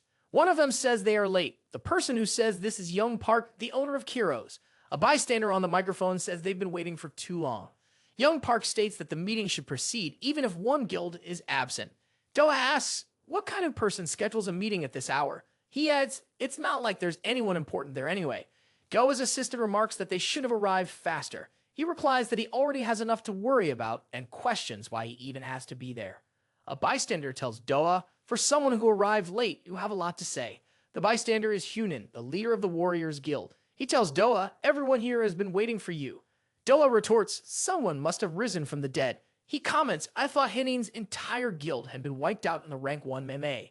Once again, Hunan stands up angrily and says, "That's not enough to bring down my guild. We cleared that MA years ago." Another bystander in the background asks them to lower their voices. The bystander remarks, "Even as guild leaders, you are still immature." The speaker is Genshin, the owner of the Red Hall Guild, and he tells Doa that he thought Doa had learned his lesson after being saved by him. Doa, furious, asks, "Do you have a problem with me?" He suggests, "Let's settle it outside." Genshin replies, "I don't. Why would I waste my time on someone weak?" A rivalry between them is then shown. A total of 103 matches, 52 wins and 51 losses for Genshin, and 51 wins and 52 losses for Dova. A female bystander remarks, "They act like a pair of children." She asks, "Why do men always feel the need to prove their worth?" This bystander is Moto Kim, the owner of the Snowball Guild. Doa then says, "It's been a while since I've seen you, Moto Kim. I'd say around 3 years." Mojo grows angry when she hears Doa comment, "Your new look makes you seem old." She asks, "Who are you calling old?" Doa, however, says things are as they've always been, and his assistant comments, "No woman wants to hear that she looks old." The narrator announces, now that everyone is present, the meeting will begin. He explains, "The reason I called everyone here is due to another major level incident in Incheon." He continues, revealing that this time they found evidence that the IUPC was behind the incident. Everyone is shocked upon hearing those words. Doa exclaims, "Those damn protesters." He adds, "This means they might be able to storm the IUPC headquarters with weapons." Still in the meeting about the attack involving the IUPC, someone tells Doa to think before speaking. Mojo tells Doa that there's not much they can do with so little evidence and questions why he thinks the guilds haven't taken action against them. The narrator agrees, stating, "Miss Mojo is right, and with limited evidence, we can't do anything. We must be cautious." He then asked everyone to look at the screen because the presentation isn't over. He introduces the saber-toothed tiger mutant that appeared in Incheon. The other bystanders ask, "What kind of monstrosity is that?" They say they've never seen anything like it before. Genshin speaks up, remarking, "That creature is grotesque on its own." Once again, the narrator states that based on its appearance, this mutant is atypical compared to others and that the hero department has been receiving reports of similar mutants. He continues mentioning that the reports include mutants like the red spider found on Mount Giant. He also notes an increase in carnivorous plants in a private field. Stating that all these mutants appeared after the saber-toothed tiger mutant, the background narrator continues. After the explanation, Hunan asks, "What's the point of telling us all this? It's not uncommon for different monsters to appear." The background narrator responds, "It's true. Based solely on appearance, these monsters haven't become special cases." However, he explains further, with DNA analysis, the monsters reveal a genetic modification unique to the tiger mutant. Mine interrupts, "What kind of new modification is this? Get straight to the point." The background narrator acknowledges the request and says, "Mana crystals are the modification." He continues, as everyone here knows, a mutant must have a mana crystal. The research department has determined that mutants are born with a large amount of mana that fuses. Mana crystals are still being thoroughly researched. With the materials we currently have, it's not possible to create something like that. However, the mana crystal found in the saber-toothed tiger mutant was artificially made and was recreated to be transformed into liquid. The extras start asking, are you sure about what you're saying? With one pointing out that he himself said they don't have the technology to do such things. Doa's assistant asked if he knows anything about this, and he replies that he doesn't know much, only that it works for elementals. In his thoughts, Doa says this is the reason so many mutants are appearing, and that this is an experiment to transform mana into liquid. After finishing his thoughts, Doa tells everyone that it's clear who is behind these things. Genshin says this is interesting, but that they need something more to approach it in that way. Therefore, he asks what the IUPC has to do with it, and reminds them that at the beginning, the background narrator said he had evidence against them. The background narrator explains that on the day of the incident, several suspicious individuals were seen inside the MA. He states that they have images of these people captured by drones, and that the person they're now seeing was identified through facial recognition. The background narrator introduces this person as Lim, 33 years old, who is believed to be one of the managers of the UPC. He adds that, until 4 years ago, Lim was a researcher in the magical engineering department. The background narrator mentions that there are records of him being dismissed for causing disturbances. Genshin repeats the word disturbances and asks, what did Lim do again? The background narrator explains that records show he stole one of the mana crystals from the research center and conducted illegal experiments on humans. Based on the evidence gathered, the association has identified Lim as the main suspect. To capture him as quickly as possible, they are asking all the guilds present for help in apprehending him. Leaving the meeting, the scene shifts to a bus stop. Jihan, while waiting, overhears some extras talking about his clothes and how handsome he looks. One of the extras asks, is he a hero? Another responds, why would a hero take a bus? It's then shown that Jihan is texting someone. He wonders why she's not replying to his messages and thinks he needs to talk to her. In his thoughts, he says that although he hasn't gotten a response from Yuri about his offer, it might be better if he could tell Siu that he wants to recruit her. He continues thinking that even without the information from his ability, having someone like Yuri in the guild would be great. Coming back to his thoughts, he says the only problem is that they don't have money. Bringing someone like Yuri on board would be expensive, but there's still some money left from the monsters Sashimi dealt with, and maybe they can negotiate a fair price to pay her. While he's standing there thinking, a car pulls up. Someone asks if he's getting in. He quickly responds, yes. He asks the driver if he can drop him off at the building on the 5th corner down the street. The driver says yes. The driver then asks, are you a hero? GM replies, I am. The driver laughs. I never thought I'd have a hero as a passenger. I'm going to brag about it to everyone. Jihan says, that's nice of you to say. However, the driver comments, judging by your appearance, you must be a member of some famous guild. Are you from Warriors, Red Hall, maybe even Dice? A bit embarrassed, Jihan responds, I'm actually from a small guild called Epic. Then he thinks that the guy has probably never heard of their guild. The driver, overhearing this, repeats the name Epic and asks, is that the guild that dealt with all the saber-toothed tigers in the Greenscape apartments? Jihan asks how he knows that. The driver replies, I actually live there. Jihan asks, really? The driver, still speaking, says, it's just a coincidence. Both fall silent and Jihan observes the driver. Then the driver comments, it's a bad day for luck, something like that. At this point, a hybrid is shown walking into an alley. The driver adds, hybrids give me the creeps. Jihan asks, why? The driver questions, haven't you heard the rumors? Jihan, hearing all of this, says, she looks like a regular high school student. The driver replies, student or not, that isn't considered a person. The driver continues, for heroes, hybrids might seem different, but for ordinary humans, if hybrids attack, they'll be dead in seconds. In his thoughts, Jihan admits he can understand much of what the man is saying. Continuing his internal dialogue, Jihan reflects that during the invasion, humans were attacked by all sorts of things. It's understandable that some fear remains. However, he thinks that person is still just a child and shouldn't be judged. Jihan questions how such judgment could be morally right. At that moment, he thinks of Siu and realizes she must have lived with this fear for much of her life. He snaps back to his senses and notices something strange. He sees some people following the girl and Jihan begins to suspect something. He quickly asks the driver to stop the car. The driver responds, we're close to the requested location and you haven't paid yet. The girl, unaware of the people following her, continues walking as usual. It isn't until she looks back that she notices the people behind her. Panic sets in. She quickly starts running away. The foolish men shout, "Someone catch her!" One of them approaches and covers her mouth with a cloth, muffling her scream for help. The men attempting to kidnap her laugh. "She's a young hybrid," one of them says. "She's our lucky jackpot."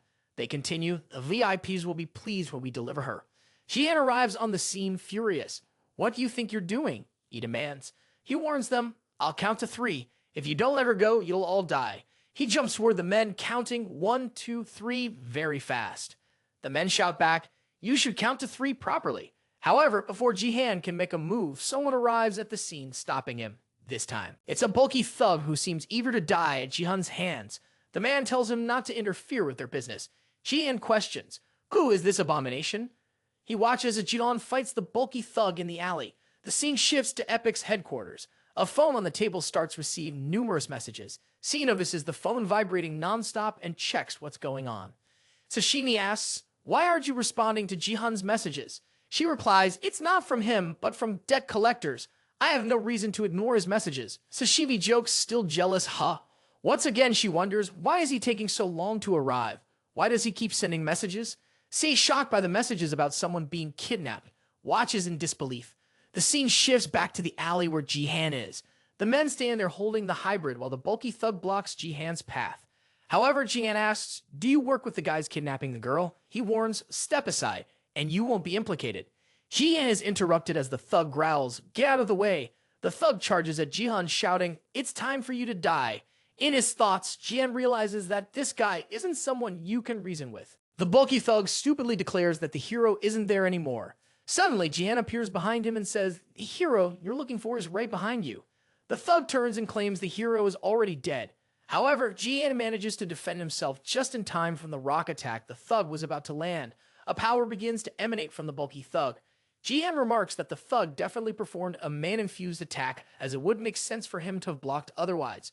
Still lost in his thoughts, Jihan wonders if the muscular guy might also be a hero. The extras who were watching the fight start getting into the van with the girl. While Jihan was thinking about what to do to prevent the guys from escaping, the muscular extra prepares a punch and warns him not to look away. Jihan makes a small jump to dodge the stone hurled by the muscular guy. He comments that he'd like to minimize damage to the neighborhood, considering it's a civilian area, but he sees no choice and realizes he'll have to use another 1% of his power.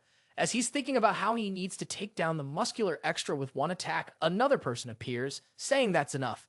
The newcomer adds that he can't let the two of them destroy the alley. He further says that Jihan is lucky they're in a hurry since they usually kill in witnesses. Jihan questions, "Is everyone here involved in this scheme?" The white-haired guy asks, "Did the muscular one forget our orders to complete the mission quietly?" He scolds him for causing trouble on his first job. The white-haired guy adds, "Maybe the boss will need to have a word with you." The muscular one replies, "That's unnecessary." The muscular guy then punches a wall, sending bricks flying toward Jihan. After their exchange, both the muscular guy and the white-haired one say, "Maybe next time," and vanish. Jihan, putting away his swords, remarks, "They're gone," and wonders, who are they? What are their goals? Using his leaping ability, Jihan pulls a Spider-Man, climbing the surrounding buildings. As he levitates, he activates his ability and wonders, which path should I take to catch up with the van? He continues jumping from building to building, thinking, if I keep using my ability, I might be able to find the way. His phone starts ringing while he's searching for the van. The caller is Sue. "Are you heading to the address?" she asks. She confirms and then asks, "Explain the kidnapping." Jihan explains that he saw a hybrid girl being kidnapped. Sue responds that she's on her way and will call the cops for help. Before hanging up, Jihan tells her to be careful. Without any words, Sue begins questioning what she just heard. Lost in thought, she notes that someone of another species was kidnapped and reflects on the recent rise in such crimes. Still pondering, she wonders why this is happening to half-humans. The van Jihan was looking for is parked in an abandoned location. As he approaches, he says he finally found them. Getting closer to the van, he confirms it's indeed the one he was looking for. Upon getting even closer, he sees an extra sleeping while waiting for the others. The sleeper is awakened by someone knocking on the window. Groggy, he asks if they're done already. The person knocking on the window is Jihan. The guy quickly grabs his phone, wondering how Jihan found them so fast. Jihan, meanwhile, punches the window and breaks it to snatch the phone. Holding the phone and visibly annoyed, Jihan asks if the guy didn't hear him knocking on the door. He then asks the extra what he's waiting for and tells him to get out. The guy nervously asks, "Are you a hero?" Claiming he can explain everything, Jihan warns him that they'll talk only after he gets out of the car. Jihan lifts the guy up into the air, telling him that he's the hero who found the crime scene. Determining whether the guy lives or dies is his last chance. He demands the guy explain what's happening, but the guy, overwhelmed, merely mumbles. The scene shifts to inside a warehouse. Some people are hooded and tied up. They hear footsteps approaching and become frightened. A man in a suit arrives carrying a bag. He places it in front of someone who becomes delighted upon seeing it. A bald man with a cracked head asks, "Is that the gift you got today?"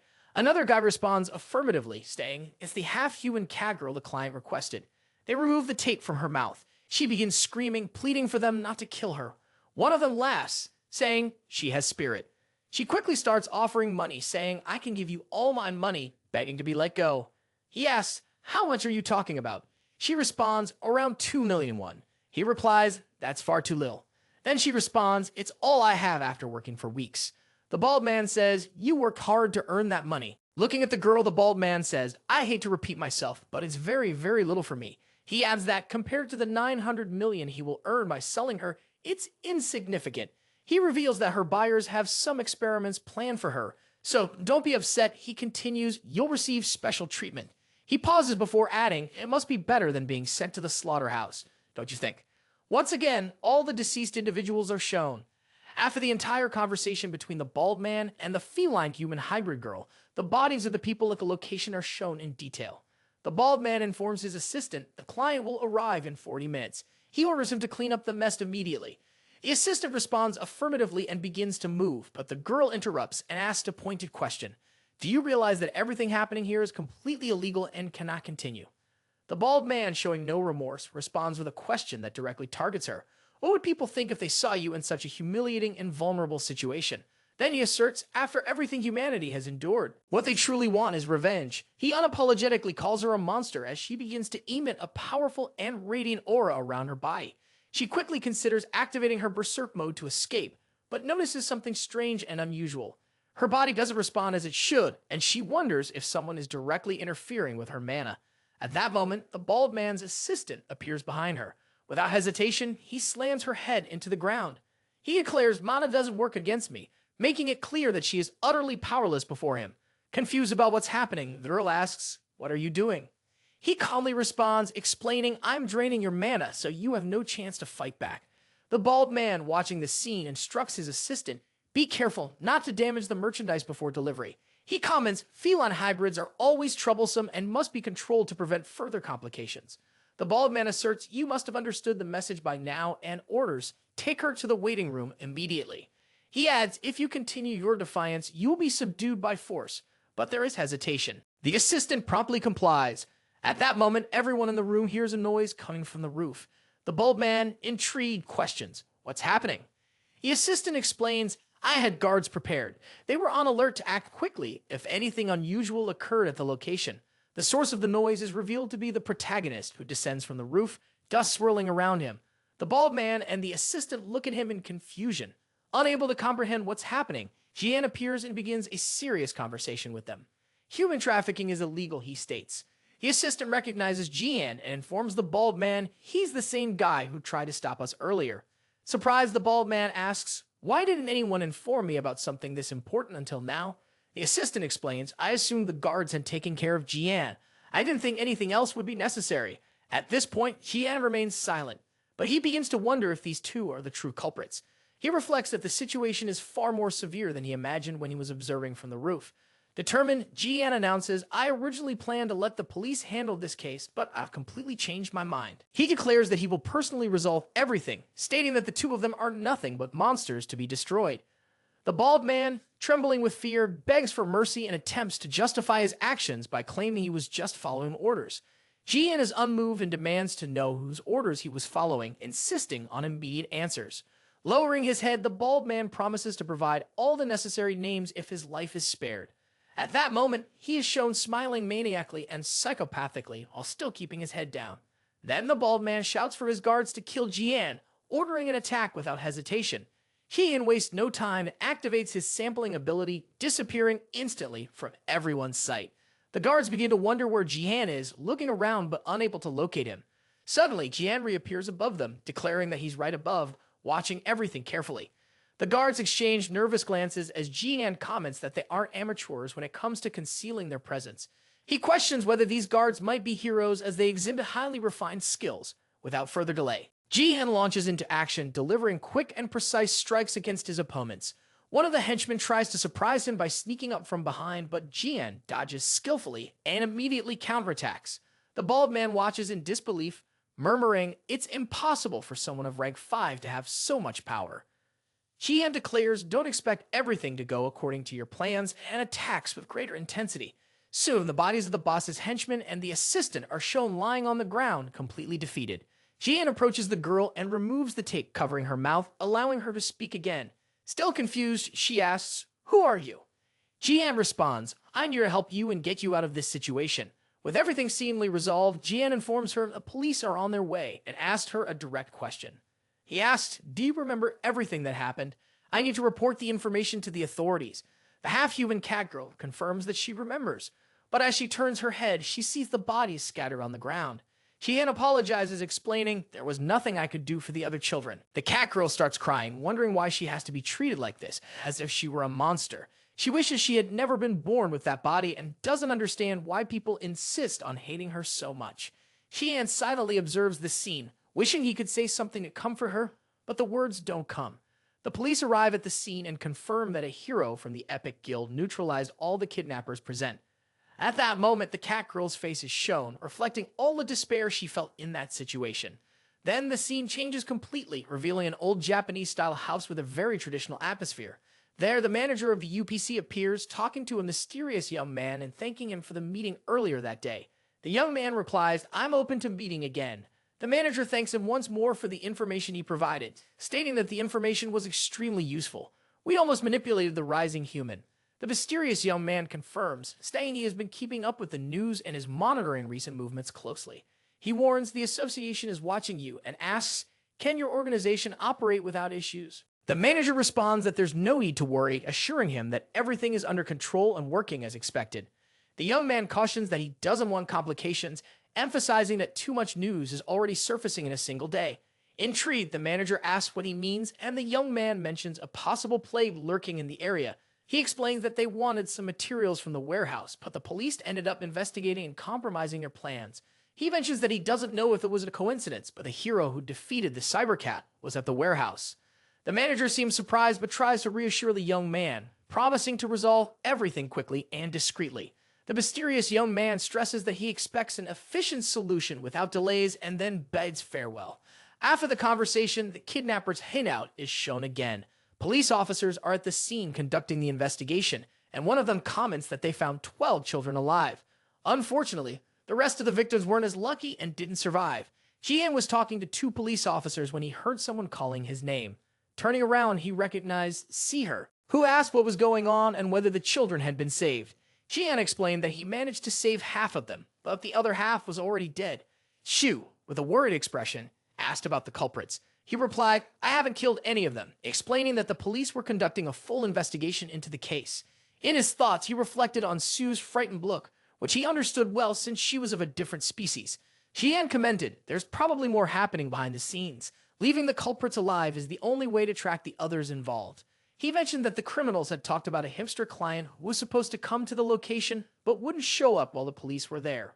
He then asked the police to investigate this. One of them assured him that everything was under control, allowing Jihan to go home. Jihan asked if there was a problem. The officer replied, "One of the victims wants to talk to you." As he tried to figure out who it was, the officer brought the half-human cat girl to him. She apologized for interrupting and asked the question. Sue reassured the girl, saying, "There's no problem. Everything's fine." Jihan realized the girl preferred for him to take her home instead of going with the police. She explained that she lived at a place called Blue Sky at the Top, a home for vulnerable children of other species. It was an orphanage for children at risk, considered the best in the country. However, he was surprised to see that some of the children were still being kidnapped. Meanwhile, he looked ahead and saw a girl who caught his attention. "Who are you?" she asked, then started running towards someone standing further ahead. Jihan, the kidnapped girl, ran and embraced the person. The other hybrid girls mentioned that she hadn't noticed their presence. After glancing at Jihan and Sue, Jihan remarked, "I didn't realize you were there." Jihan replied, "No problem. Go ahead." The girl then introduced herself. "I'm Jihan, the director of Blue Sky," she said. "The police contacted me earlier, asking if you two were Jian and Sue. After bowing, Jian sincerely thanked them. Thank you for saving Riggs. Sue shrugged. It was nothing, just doing my duty as a hero. Jian asked, aren't you too busy? And invited them inside for a cup of tea. It won't take much of your time, she assured them. The three entered the facility and Ji commented, this place is surprisingly peaceful for an orphanage. Jiang explained that that hour, all the children were already asleep. However, three of them came running, excitedly shouting that Riggs had finally returned. One of them rushed over to hug her, while the director gently scolded them, urging the children to return to bed. One child asked if Riggs had been hurt, and another, relieved, expressed how glad they were that she had returned safely. Jihan commented that it seemed like the children hadn't had enough rest. The director apologized for their excitement. Riggs then offered to take the children back to bed, asking the others to go ahead without her. Jihan noticed how strong she was. Even after everything that had happened, the three of them soon sat down, waiting for Riggs to return. The director apologized again, explaining that children these days were full of energy. Jian replied that it was refreshing to see children being themselves without worrying about two main rules. Jiang, looking a bit down, admitted that she had carelessly mentioned Riggs' kidnapping to the police. She explained that because of this, the children had stayed up, waiting for answers. Seizing the opportunity, she asked if there had been any other victims at the orphanage besides Riggs. The director, with a relieved smile, assured them that Riggs was the only one involved in the incident. She lamented that other victims in other facilities had also been affected. Hearing this, Sue became visibly shaken and asked, had there been similar cases in the past? At that moment, someone entered, apologizing for interrupting the conversation. Sue turned to see who it was. A red-haired woman entered and brought 3 cups of tea for the group. The director thanked Ayla for staying up late to help. Ayla replied, it's not a problem. It's my responsibility. She quickly glanced at Sue and asked the director, are these the people you mentioned earlier? The director confirmed, and Ayla bowed, thanking the 2 heroes for saving the Riggs. The director then commented that Ayla had also gone through something similar. 4 years ago, 2 children faced the same situation, but only Ayla survived. Hearing this, Jian apologized for overhearing the conversation. Sue asked, is there anything we can do to help? She offered to make a donation on behalf of the guild if the director would accept. The director thanked her but declined. She explained that many people had offered help in the past. She looked at them and said many had made promises, but they didn't follow through and needed help. The financial group that had offered it didn't deliver. She explained that only one guild truly helped them when they needed it most, and that guild was DIC, the guild led by the hero Doa. Without their help, she would never have found Lila. In his thoughts, Jian reflected that this happened 4 years ago, when Doa was known for causing trouble everywhere. The director continued, saying that during that time, many supporters reacted differently. Many beings of other races harbored resentment toward the heroes. Jian commented that it all seemed like a dilemma. Even when people help others, everyone ends up gaining something in the process. The director said she would very much like to accept their help, but she feared what might happen in the future. Sivu listened and tucked her hair behind her ears. She said that if that was her only concern, she didn't need to worry anymore. The director asked what she meant by that. It was then that Sihu revealed she was also a hybrid. The two exchanged surprised looks, especially Ayla, who asked if Sihu was a half-elf. The director remarked that she thought Si, who was the guild master back then. Sivu confirmed that the guild was founded by a half-elf, but she said there was nothing special about that. She shared that over time, she faced much discrimination for being a half-elf. There was a moment when she had to step away from everything to avoid being a guardian. She then looked at Jian and said, there are people who choose to understand you. Instead of simply criticizing you, they believe there are people you can genuinely trust. Si, who told the director that she was one of those people. The director, happy, said that maybe something could be done with that. At that moment, she thought that perhaps these two could really make a difference. The director felt a gentle breeze pass before her eyes as she watched the two of them. The wind moved toward the door, bringing new hope to someone in need. At that moment, we see the half-human cat girl named Arxis. The scene changes again, now to a point of light. Si, who apologized to Jian, but he replied that it wasn't a problem. He said she probably understood that the donations would greatly affect the guild. She confirmed she understood and asked him not to remind her of that again. Jian complimented Sue, saying she truly acted like a guild master. The scene shifts to the guild headquarters. Sue, arms crossed and with an angry expression, asked, are you serious about bringing Yurimin into the guild? Sue asked. Jian calmly responded, now that we know the guild is at level 4, it's time to recruit new members, but it's not fully confirmed yet. Yurimin is still considering it. Shu, relieved, realized they weren't in disagreement, but were simply discussing the possibility of Yurimin joining the guild. She then asked, do you really think you can recruit her? Jian confidently replied, we won't know until we really try. Shu, clearly surprised, deeply pondered the unexpected opportunity that had arisen. She carefully waited, considering the possibilities and implications. It's not every day that we get a chance to recruit someone like Yuri into our guild, she said thoughtfully. She then gave Jihan a piece of advice. I'll let your moves slide this time, but next time, I want to be informed in advance. Jihan lowered his head and replied, understood. I'll remember that next time. Shu, now calmer, concluded the discussion is over for today. I want to know how we'll use Arx's gift. Jihan, still holding the crystal, asked, you're talking about the mana crystal? Shu confirmed. Yes, that crystal. From what Arxie said, it's from Carol Jihan. Examining the crystal, he observes, this crystal is much denser than the mana crystals we've found around here. He continues thoughtfully, we could simply give it to Syl, but I want to learn more from this. Shu, curious, asks, what kind of opportunity do you mean? Jihan, with a calm smile, replies, it will come soon. He then begins summoning Syl, and in a more serious tone asks, where are you going? Why did you suddenly hide? Holding Syl in his hands, he says, we're in an office. There's no need to hide. Syl, visibly irritated, lets out a high-pitched sound that reverberates through the room, making her displeasure clear. Jihan, visibly impatient, asks her to calm down, saying, your behavior is giving me a headache. Sue, watching the scene, wonders since when Jihan could talk to Syl that way. She begins to recall her mother, who had the same kind of intimacy with Syl. Jihan points to the mana crystal and says, you like mana crystals, don't you?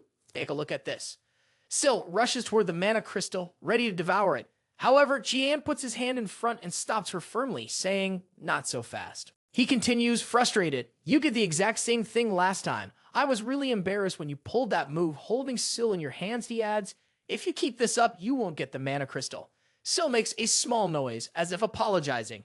Jihan then starts giving orders. His first order is for Syl to form 3 polygons, which she does without hesitation.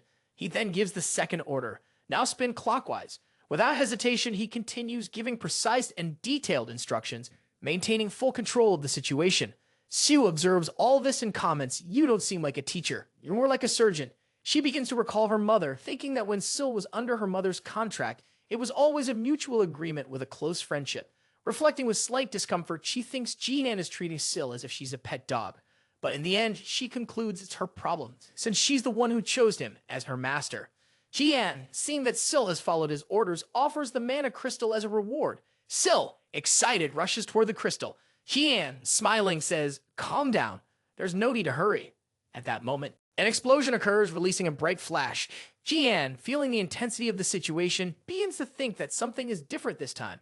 Self is absorbing much more mana than usual. He remembers Doa's words, who told him to gather as much mana crystal as possible, as she might be able to materialize her body. Suddenly, a mana crystal ball cracks, and Jihan realizes that Syl is beginning to materialize her body. Just as Doa had mentioned, another explosion occurs, releasing another burst of light. Jihan, now more alert, closes his eyes. When he opens them, he notices he is no longer in the same place as before. He wonders where he is. A voice begins speaking to him, saying he is in a virtual space she created. Jihan, surprised, turns around and hears the voice say they can finally talk. Startled, Jihan asks how she can speak. The voice explains that thanks to the mana crystal he offered, they can now temporarily converse in this space she created. However, she warns that she won't be able to maintain it for long and that she'll be brief. Jihan wonders why he was brought there, to talk to her, especially since the place is so full of mana. The voice reveals that they are being pursued in that. Just as she restored her strength with the mana crystal, the people chasing them are doing the same. She warns Jihan to be wary of the people around him, especially those he trusts the most, as they are the ones with the most to hide. Jihan asks, is there someone I trust who might be a traitor? The voice responds, I'm not certain, but you'll find out for yourself. She then tells him, protect Sue at all costs. It is Erda's will and the only reason you were chosen as a successor. Jihan, confused, asks for a clear explanation. The voice insists, you will understand in time. The nearly destroyed crystal ball warns, at the right moment, we will meet again. When Jihan returns to where he was, he's in shock, clearly shaken by what he just experienced. He cries while holding Sue's arm. Sue asks, are you okay? Did you think you'd never wake up again? Jihan, still dazed, replies, I just met Syl. Sue, still confused, asks, what do you mean by that? At that moment, an energy begins to glow again. The two of them look. Realizing that something has changed, the aura and the radiance emitted are different. Both start to think that Sylph is now something entirely different. The scene then shifts to UPC in Korea, where 3 people are present. One of them is tinkering with equipment, while the test rat is shown. The two men who are fighting Jihan in the alley are identified as 015 and 013, suggesting that something bigger is unfolding. A vial of liquid is poured onto the test rat. The researcher comments, "The last kidnapping didn't go as planned. Because of that, we lost our main base and the trust of our business partners." He wonders who should be held accountable for everything that went wrong. The rat begins to transform and 015 speaks, making it clear that his task was only to escort. "We avoided dealing with the hero properly, out of fear of exposing ourselves." At this point, the researcher, visibly frustrated, asks, "Are you seriously concerned about that?" He then questions, "Are these really your excuses for failing against the hero?" With a stern look, the researcher says, "The real reason we were created was not for this." He warns, "I won't repeat myself." The tension rises around 015. The researcher, looking distressed, orders them to bring the hunter from the old days. Immediately, the two respond with a "yes, sir," and prepare to carry out the order. Suddenly, someone enters the room, announcing that there's a problem underway. The researcher, concerned, asks, "What happened?" The person reports, "Heroes have invaded the location." She informs him that the Dice Guild has shown up and started arresting everyone in the office. 015, who had remained silent until then, states, "This is a direct order from the association." He orders, "Gather everyone immediately." A person is shown knocking on a door. Then, Bang appears and asks, "Did Doha call me?" Doha replies, "I've heard everything that happened in the rank 4 NA area. My platoon managed to save the day." Bang comments, "By the time I arrived, the mutants were almost defeated." In response, Doha says, "No need to be modest." With that, Doha adds, "I have another task for you." Bang asks, "Isn't another Emmy?"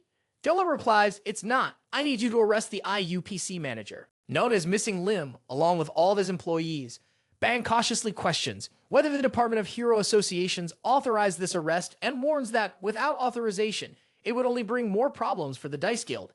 Doha, determined, insists they need to take the risk or they'll never be able to capture them otherwise. He also reveals the most important thing is that there's a mole within the association. Bang, confused, asks, "Is there a traitor collaborating with the UPC?"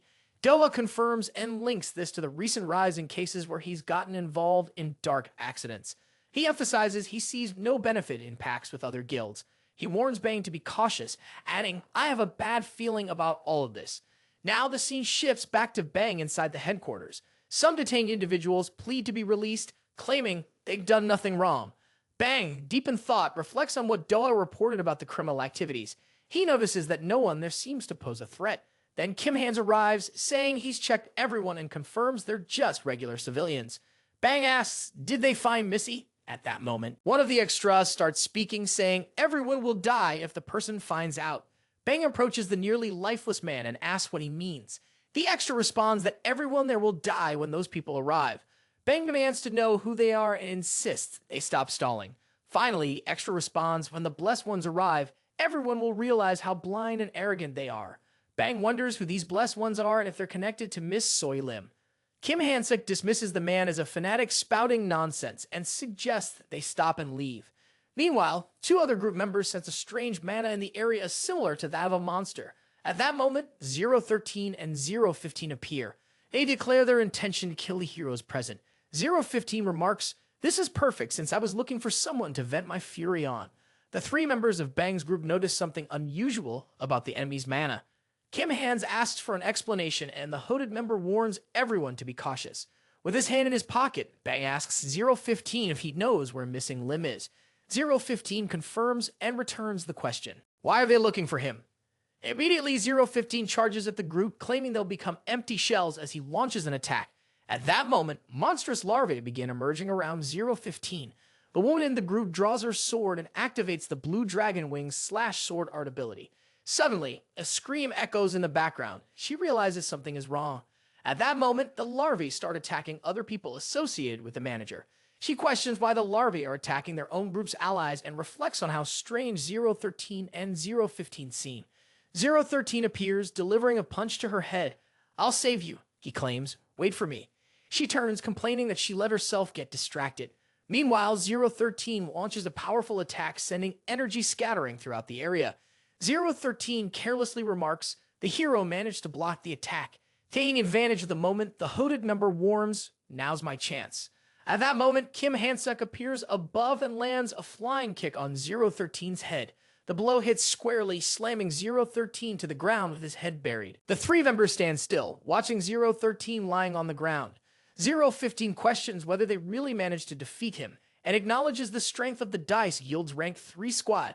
Even so, he comments that it doesn't matter since Misoying Lim managed to escape. Suddenly, Bang appears beside him, holding his staff and running even faster. He asks, "Do you really think you can afford to be distracted?" Bang launches an attack, but 015 narrowly dodges it. However, 015 begins to question how Bang can be so fast. At that moment, 015 is shown on the ground, missing part of his body. He mutters the report was wrong, and admits Bang is very strong.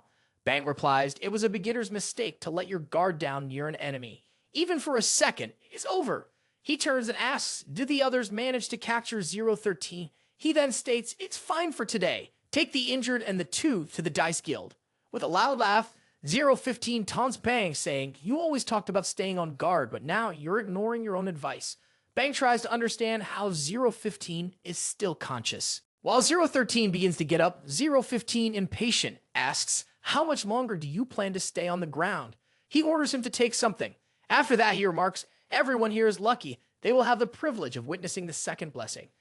Meanwhile, the scene shifts to the Dice Guild building, where Sue and Jian are observing the location. Sue comments on how quickly the renovations were completed. Jian guesses it's because the guild master is an earth elementalist. At that moment, the Dice Guild assistant appears, greeting the two and noting how long it has been since she last saw them. Taking the opportunity, she asks, "What brings you here today?" Sue explains, "We came to see the..." After hearing this, the assistant apologizes and informs them that they is not available at the moment. Jian, seizing the chance, mentions, "The matter involves Sil. Could you please inform Doa about our visit?" Before she could respond, a shout draws their attention. A man approaches, reporting, "We lost contact with Bang's squad. Their last known location was at the UPC headquarters." Surprised by this information, the assistant scolds him, saying that matters like these should be discussed inside the guild headquarters where other guilds cannot overhear. Pensive, she wonders why something so important is happening during Doa's absence. When called again, Jian seizes the opportunity to ask for an explanation about the relationship between Dicey and the IUPC. After the conversation between Jian, Si, and Doa's assistant, the scene shifts to a helicopter flying toward the building to land. The three inside discuss the next steps. Jian breaks the silence by asking if they invaded the UPC. With a serious tone, the assistant reveals that what she's about to say is highly confidential. She explains that weeks ago, the Hero Association ordered all guilds to unite in a joint investigation against the IPC. She mentions missing Lim as the central figure suspected in the operation. Additionally, she details that a plan was discussed among South Korea's 6 largest guilds and was scheduled to begin in the coming days.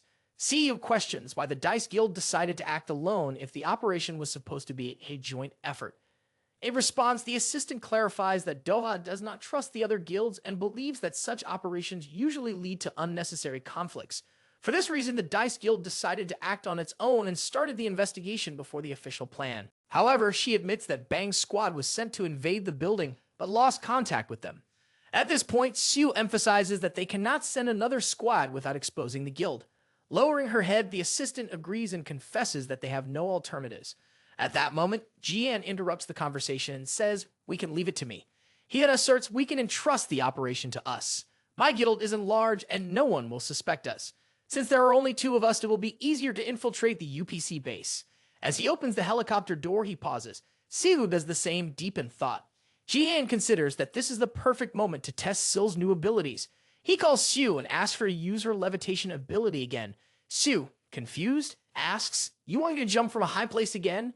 Jian replies, "There's no time to think about it," and jumps. She asks for a moment to cast the spell. The scene shifts to inside the UPC headquarters, where someone is lying on the floor with ketchup spread everywhere. Bang is leaning against the wall and starts spitting ketchup, wondering what happened. Did I pass out? While looking around, he questions whether everyone is okay until he sees something terrible. Bang's squad was completely decimated. After the fight was 015 to 013. Only their bodies remained. Realizing this, Bang stands up and begins reflecting on how everything happened. Then he feels immense pain and notices his arm is cut. Screaming in pain, he laments, saying it's all his fault.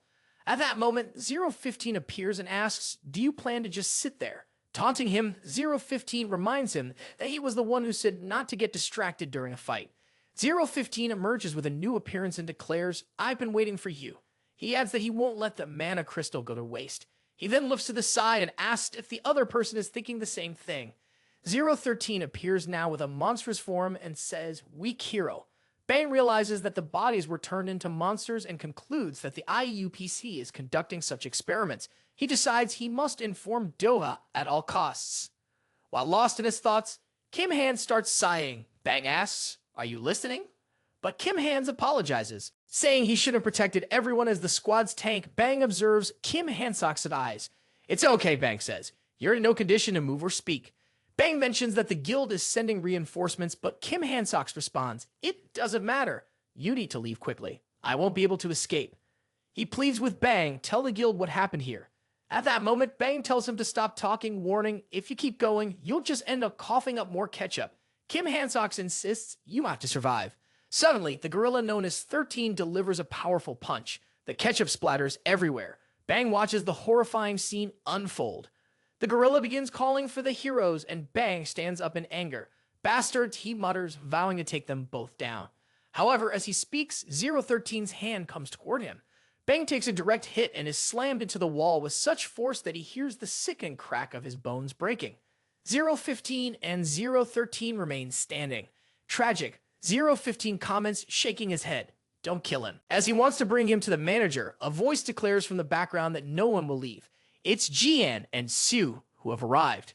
Bang wonders what Jihan is doing there. He tells them they need reinforcements and urgent medical care for his team. Jihan, taking in the scene, thinks there's no need to say anything more. 013 charges toward Jihan, commenting about taking his head to the manager. 015 warns him to stay back and be careful. Jihan tells Sue he'll handle this alone. She asks if he's sure he can do it as he conjures power in his hand. He asks her to stay behind so she won't get hurt if something goes wrong. He admits he's still not entirely sure he can control Syl. At that moment, Syl's physical form appears. Jihan begins striking at 013, drawing his sword. His eyes glow as he comments on feeling Syl's overwhelming mana. As 013 approaches, Jihan notices his blade has changed thanks to Syl's power.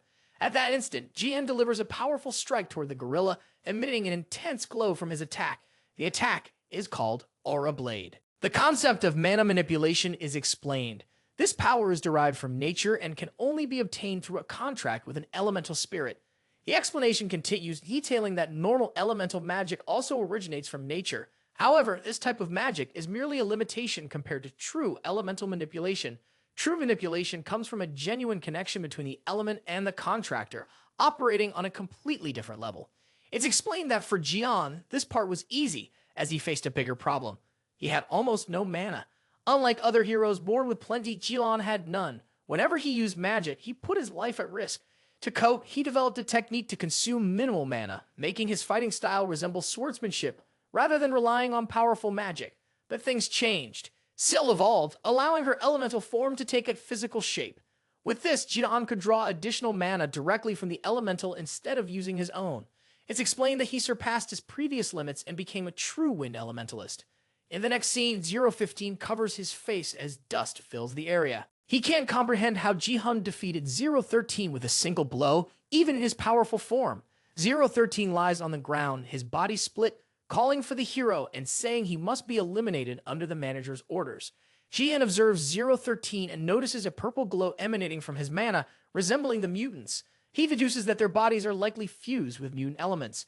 Jihan then turns to 015 and recalls that he mentioned crossing paths before the alley during a small confrontation. He admits that back then he couldn't defeat 015, but warns that this time it will be different. Jihan summons Sylph and grips his sword, advancing towards 015. He declares, "One way or another, I will uncover everything about what you are and what you're planning." 015, frightened, realizes Jihan is too strong and fighting him would be suicide. He recalls Miss Oing Lim's orders to bring back Jian's head and knows returning empty-handed would have severe consequences. Looking back, 015 sees the fallen body and starts thinking of how he can use it. He sends as larvae toward the body, which quickly takes it over. 015 now holds Bang in his possession. Jihan asked if that person was important to him. Sue, irritated, informs Jihan that Bang has been captured and is being used as a hostage. 015, with a grin on his face, threatens that a wrong move will result in Bang's neck being snapped. Jihan, holding his sword in a battle stance, says he cannot let that happen. He then lowers his sword and proposes that if Bang is released, he and Su will retreat.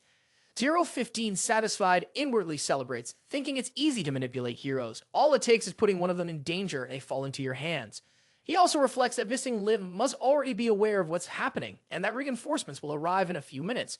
While 015 is lost in thought, Jihan suddenly appears right in front of him.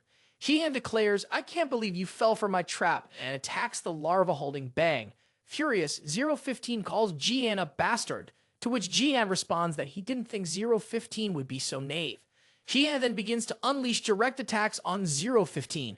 Cut in half, 015 wonders how Jihan managed to do that, considering he was transitioning into his second phase. As he makes strange noises, Jihan approaches, places his sword in front of his head and demands answers. He asks what the IUPC is planning, who Miss So Lim is, and where to find him. Sweating, 015 admits that he now understands why Lim considers Jihan a threat. He tries to persuade Jihan to abandon the Hunter Association and join the IUPC, claiming that other heroes have already been blessed by Miss Lim. He adds that, as a Wind Elementalist, Jihan would become even stronger with this blessing.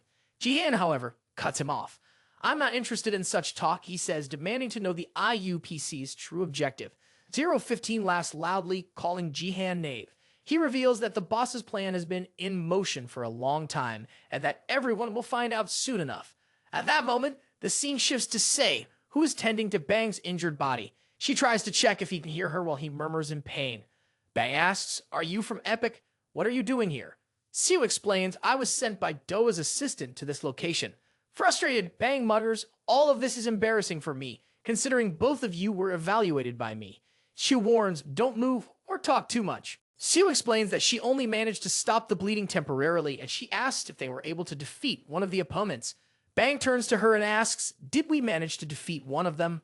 Siu reassures him, "Don't worry. Jihan was able to handle one of them." Bang frowns upon hearing this. "What do you mean by that?" He suddenly senses a massive amount of mana coming from one of the bodies and warns that means one of them is still alive. Reflecting on the situation, he realizes that the mana feels unfamiliar, far stronger than anything they'd encountered so far. At that moment, someone appears behind Jihan. Reacting instantly, Jihan launches an attack but quickly wonders, are there more enemies around? His sword is blocked by a dagger. A woman's voice cuts through the air. "You shouldn't raise your weapon against a lady. It's rude." Jihan freezes, confused. Who are you?" The woman smirks. "I like your style. You're just my type." Jihan's confusion deepens as she blocks his aura sword effortlessly. Stepping back, Jihan analyzes the situation. She can't be just a random person. The woman approaches, giving him a playful smile. "You're cute." She leans in closer and asks, "Would you like to be my partner?" Promising to take very good care of him, Jihan, surprised, replies, "No, thank you." Still deep in thought, he wonders if this person is another IUPC experiment. The woman, disappointed, says, "It's a shame because I really wanted you." She then notices 015 on the ground and comments, "Don't catch a cold if he stays there." Desperate, 015 begs for another chance, claiming he just needs another mana crystal. The woman, standing imposingly, analyzes 015 and states he's already reached his limit, probably used 2 mana crystals. She explains that test subjects like him can't handle more than 2 crystals. 015 continues to plead, saying that with another crystal, he could take on Jihan. Losing patience, the woman strikes 015's body, stating, "I don't like repeating myself." Jihan watches the scene in shock. The woman asserts, "Those who can't win a simple fight don't deserve a second chance." She continues attacking 015 before finally turning to Jihan. "I'm curious to see if you can handle this," she says, warning him that he only has one chance. She ends by challenging him, saying she wants to see if he'll mess everything up. After the dialogue with Jihan, the woman slowly gets up, having delivered several blows to 015. Jihan then questions, "Aren't we on the same side? Why would you act like this?" In response, she sarcastically asks, "Do you feel sorry for 015? Compassion like that is useless, worthless." Continuing, the woman declares, "People like you are dead weight. You should be eliminated quickly so you don't slow anyone down." With a smile on her face, she points her dagger at Jihan and says, "That's enough. Talk." She charges at him, saying, "I can't stand people who don't know when to shut up." Jihan watches as the dagger nears his neck and calls for Sil, who blocks the attack. Surprised, the woman comments, "Jihan, you're full of tricks, and your companion, quite peculiar." However, before she can finish, Jihan interrupts with a counterattack, sending her flying. With a powerful blow, Jihan throws her against the wall. He stands still, waiting for another attack, knowing that one strike wouldn't be enough. Alerting Sil, Jihan mentions she's still on her feet. I gained some time. Jihan considers returning to check on her. However, in the background, the woman rises and asks, "Where do you think you're going?" The masochist smirks and says, "It's been a while since I found someone like you, Jihan. Jer is very interested in you." Reflecting, Jihan realizes the blow landed but wasn't effective enough. He knows he'll need to face her directly. The woman advances, declaring, "Jer isn't done playing with you yet." Holding his sword, Jihan asks Xiu to imbue his blade once again. As she delivers an overhead attack, she taunts, "What's your next move, Jihan?" He responds with a quick strike, aiming to cut her in half, but he notices something's wrong when he realizes it's just an afterimage of her. Searching for her, Jihan senses her behind him with a dagger in hand. He barely blocks the attack, acknowledging that without his abilities he would be in serious trouble. Jihan compares her style to that of an assassin. Determined, he thinks she won't be able to avoid my next strike. At that moment, a window appears, indicating an 85% chance of success. But another afterimage of her appears, allowing her to escape. Downward, he realizes she dodged again. While reflecting, Jihan notices her movements are all over the place. The woman comments, "I'd barely escaped. If I'd been a second slower, I would have been defeated like the other two." She acknowledges that Jihan eliminated 013 and 015. Jihan ponders that if he doesn't take her down now, she'll become a future problem. With multiple options in mind, he decides to use a decisive attack, believing it's his only chance. The woman, ready for the confrontation, mentions, "I've never seen anyone use aura like that."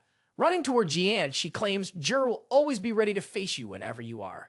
Jihan, resolute, says, "I'll blow up the place to see how the masochist escapes the next attack." He then unleashes a flurry of multiple strikes on her, but is interrupted by the manager, who arrives on the scene, ordering the fight to stop immediately.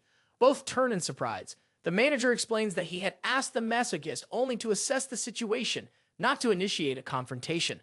Adjusting his glasses, he introduces himself as Misoyang Lim and greets Jihan, demonstrating that he knows his reputation in the epic. The guild, the masochist holding her dagger, also acknowledges Lim. As Jihan wonders why the manager is there, the masochist argues that she could have resolved everything on her own and questions his presence. He sarcastically asks, "Is that your idea of handling things?" She retorts, "It's impossible to resolve without causing damage." During this exchange, the manager begins observing the surroundings and inquires, "What's the state of 013 and 015? The masochist confirms both are dead. 015 even had the audacity to request another mana crystal after being defeated. The manager responds with disdain, calling them both pathetic. He then orders Jerry, "Collect the mana crystals. We're leaving soon." Jerry protests, "I'd like to stay a little longer to fight." But Jihan interrupts, declaring, "No one is leaving so easily." He continues, "Both are classic criminals. I place you under arrest." Jihan informs them, reinforcements from the Hero Association are already on their way. Remain silent and don't cause trouble. The manager, however, laughs mockingly and comments, "I was expecting those reinforcements." Claiming it's all part of his plan, he then reveals a psychotic smile and laughs maliciously. At that moment, an intense aura of mana is released. Jihan falls to his knees, feeling the weight of the energy. He comments that this level of mana is far beyond what any human should possess. Observing Jihan prostrate, the manager reveals that his plan involved luring the 6 major guilds in the region to that location. He mentions that everything was ruined by the Dice Guild, which decided to act on its own. Even so, he considers that the plan was not a complete failure. Han, confused, asks if the manager has always been infiltrated in the association. He asserts that no member would approve of something so extreme. The manager confirms that the association doesn't entirely follow his orders. The masochist insinuates that Jihan is more naive than she thought, mentioning that the association has a traitor. These words leave Jihan perplexed as he tries to process everything. The scene shifts to a building showing the office of the association's president. In the office, Junyan, the general president, slams a paper on the desk with force, stating that the time has come. He leaves the room, locking the door behind him. At that moment, a voice echoes in the room, asking, "Why the rush?" The figure approaching is Doa, who gives the president a stern look. "How is the traitor doing?" he questions. Visibly nervous, the president tries to mask his fear. "What do you mean by that?" he asks. Before he can react, a block of earth emerges out of nowhere, striking his head, followed by another precise attack. Writhing in pain, the president screams, "Why are you attacking me?" he demands. Doa, in turn, begins to voice his suspicions. If anyone could manipulate the 6 major guilds in Korea and leak information about heroes to the IUPC, it could only be you, the president. Cornered, the president tries to argue. "It's all a misunderstanding," he insists. Meanwhile, he struggles to free himself from the weight of the block pinning him down. How long have you known about all this? He asks. Doha doesn't hesitate. I never trusted you, he coldly responds. He continues, someone so deceitful, acting as a leader of an association, always aroused my suspicion.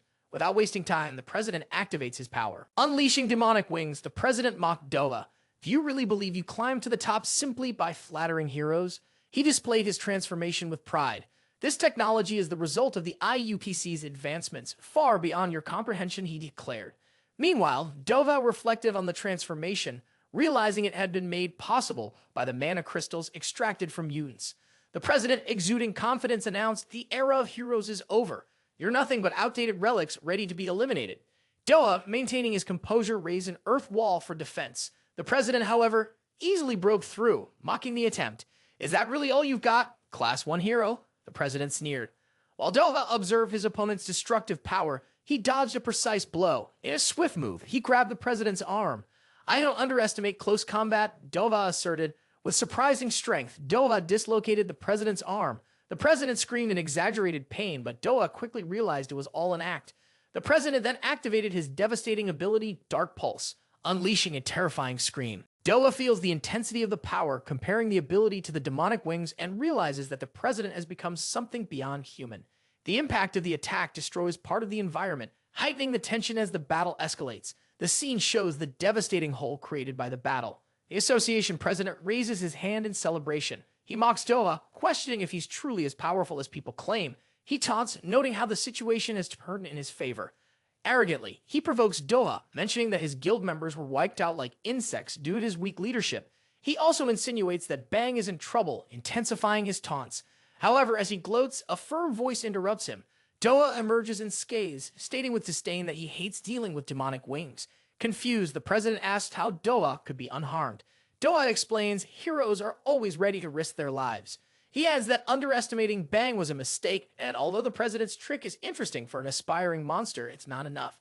Doha then summons Moo, leaving the president perplexed. Feels the ground trembling violently. The entire building begins to collapse, and he, overtaken by panic, screams about something underground engulfing everything.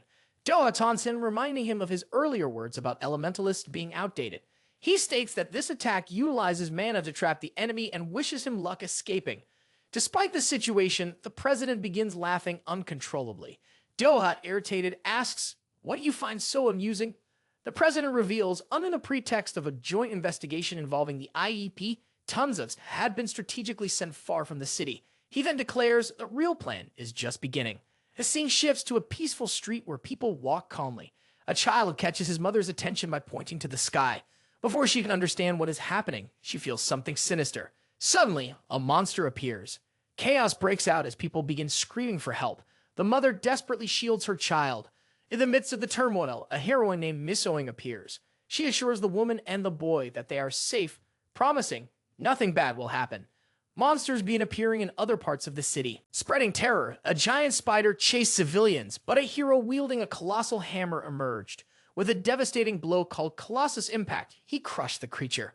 Amid the chaos, Kong Jin appeared bored, waiting idly, seeing the situation as the perfect opportunity to act.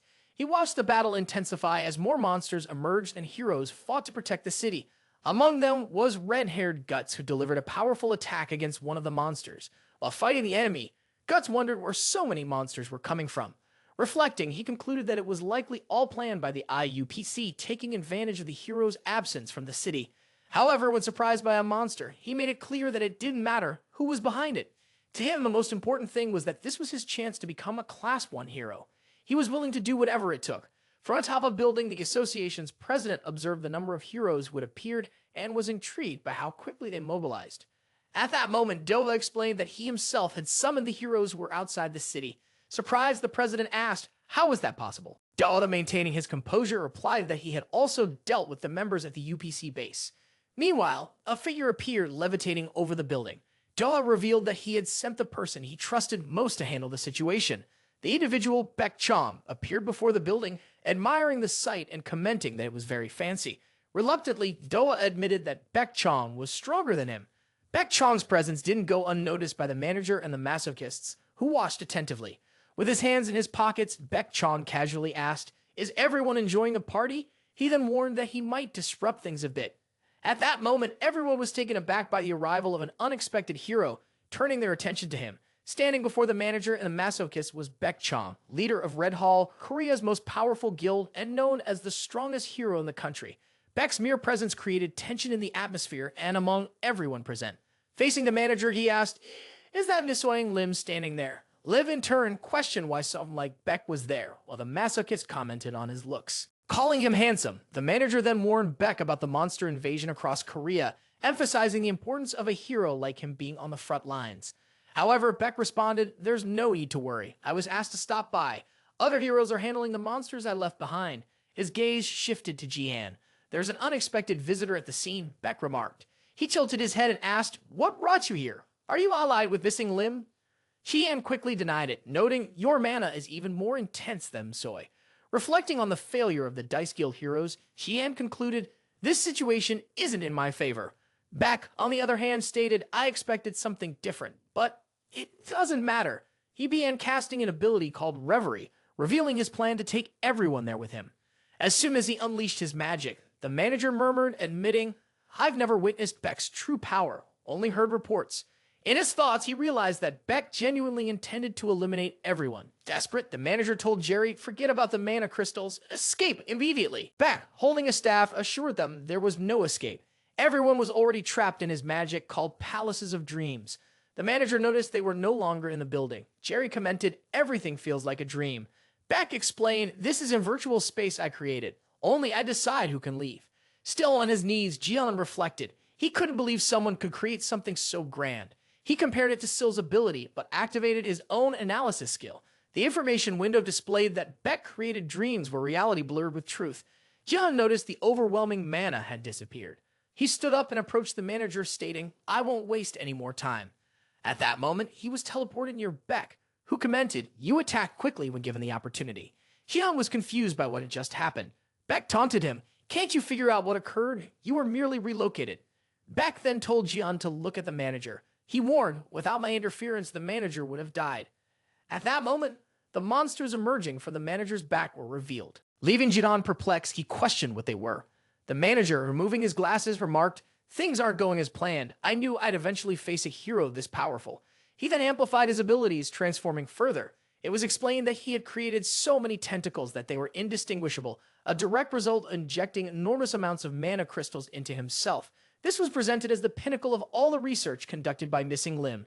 This is Baek Chong's special technique, it was explained, allowing the use of magic with unlimited range. However, despite being nearly perfect, it had several flaws. The first was that it consumed an enormous amount of mana from the user. Dream Palace required so much mana that most mages could barely sustain it for a minute. However, Baek was different. His insane mana reserves allowed him to surpass this limit. For this reason, he was recognized as the best mage in Korea. But this ability had another significant weakness. To use it, the target had to be far away, and if someone got too close, the distortions disappeared. Leaving Baek vulnerable was akin to opening the path to his defeat. For this reason, he heightened his perception to avoid surprises. Even so, Jerry managed to enter the safe zone, not because Baek didn't notice her presence, but because he simply forgot she was there. Now Baek wonders how she got so close so quickly, and what techniques she used. There is only one explanation for it. He looks behind him and comments, "I never imagined she could be an Asian." Jerry responds, impressed that Baek knows about her people. He then reveals, "I was responsible for the annihilation of your entire species. 14 years ago, the Asians invaded Earth and started a war that changed the planet's fate." Baek explains that a team he was part of eliminated all the Asians, or so he thought, until discovering she had survived. With a dagger at Baek's neck, Jerry hears his surprise at seeing her alive. He asks why she survived and whether she joined the group for revenge. Jerry laughs and replies, "I wouldn't seek revenge against a failed people who couldn't even win battles." She then reveals her objective to bring chaos, blood, and screams to the world. Baek comments, "Typical of your species." However, Jerry states, "You cannot let Missing Lim be killed. Her boss has grand plans." Hearing this, Baek asks, "Is your boss still alive?" Jerry laughs and replies, "Perhaps he is, perhaps not." He then declares, "It's time to end our conversation." Baek attempts to finish him off, but Jerry interrupts. "I gathered enough information. I don't need to focus on you anymore." At that moment, Jihan appears and Baek warns, "Someone even more dangerous might emerge." Jihan notices that Beck's magic doesn't work on Jerry due to her proximity, but that doesn't stop him from using someone else to attack. Jihan summons his aura blade, unleashing massive destruction. Beck comments, "You should have been more careful." Jihan responds, "I didn't hold back. I knew you could withstand it." Beck observes the damage to the Dream Palace, impressed by Jihan's power. Realizing Jihan is strong enough to face Tha, he also understands why Doha is so interested in him. Jihan then warns, Jerry is still alive. Beck comments, "No surprise there. His agents are hard to kill." Jerry recovers and declares, "It's time to say goodbye," before opening a spatial rift. Beck warns Jihan, "Attacking now is dangerous. The rift could pull us in." He suspects Jerry knows how the Dream Palace works, but only two people should understand his magic. Jerry announces she has to leave, but promises they will meet again. She disappears through the rift while Jihan laments her escape.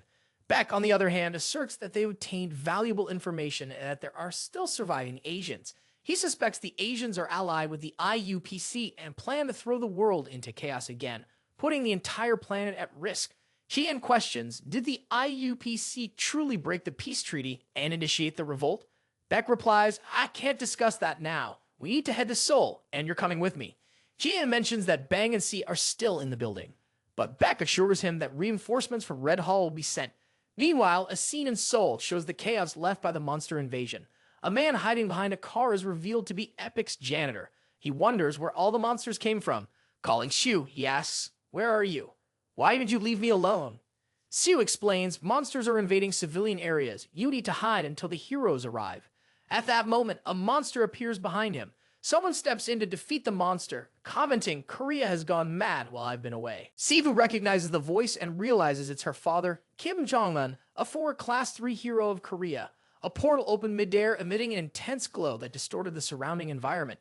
From the portal emerged Beck and Jihan, visibly affected by the dimensional travel.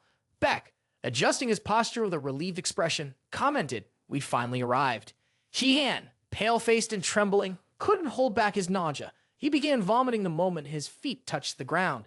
Beck observed the scene and chuckled lightly, teasing Jihan about how sick he seemed. The trip wasn't so bad, he remarked, as if it were something routine. Jihan, still recovering, glared at him irritably. "It was horrible," he responded curtly. He compared the sensation to his body being turned inside out, a comment that made Beck laugh even harder. Finally regaining his composure, Jihan noticed something strange around them. The air felt heavy, almost oppressive. The buildings on the horizon were in ruins. Turning to Beck, he asked, "Where are we?" Beck crossed his arms, surveying the devastated scene ahead, and explained with seriousness they were in Seoul. It was a destroyed version, a grim reflection of what had happened due to the actions of the IUPC. Jihan's expression immediately shifted. He couldn't hide the anger in his voice as he asked, "Why would anyone do such a thing? What could justify this level of destruction?" Beck, while equally indignant, seemed more cautious. He commented, "I hadn't expected the reports to be this severe." And judging by the state of the area, he added, "We might encounter creatures along the way. We'll need hate and vigilance." Shifting the focus back, Jihan asked, "Do you know about the current situation with the hero associations?" He suggested we might need to visit Doha at the Dice Guild to gather more information and formulate a plan of action.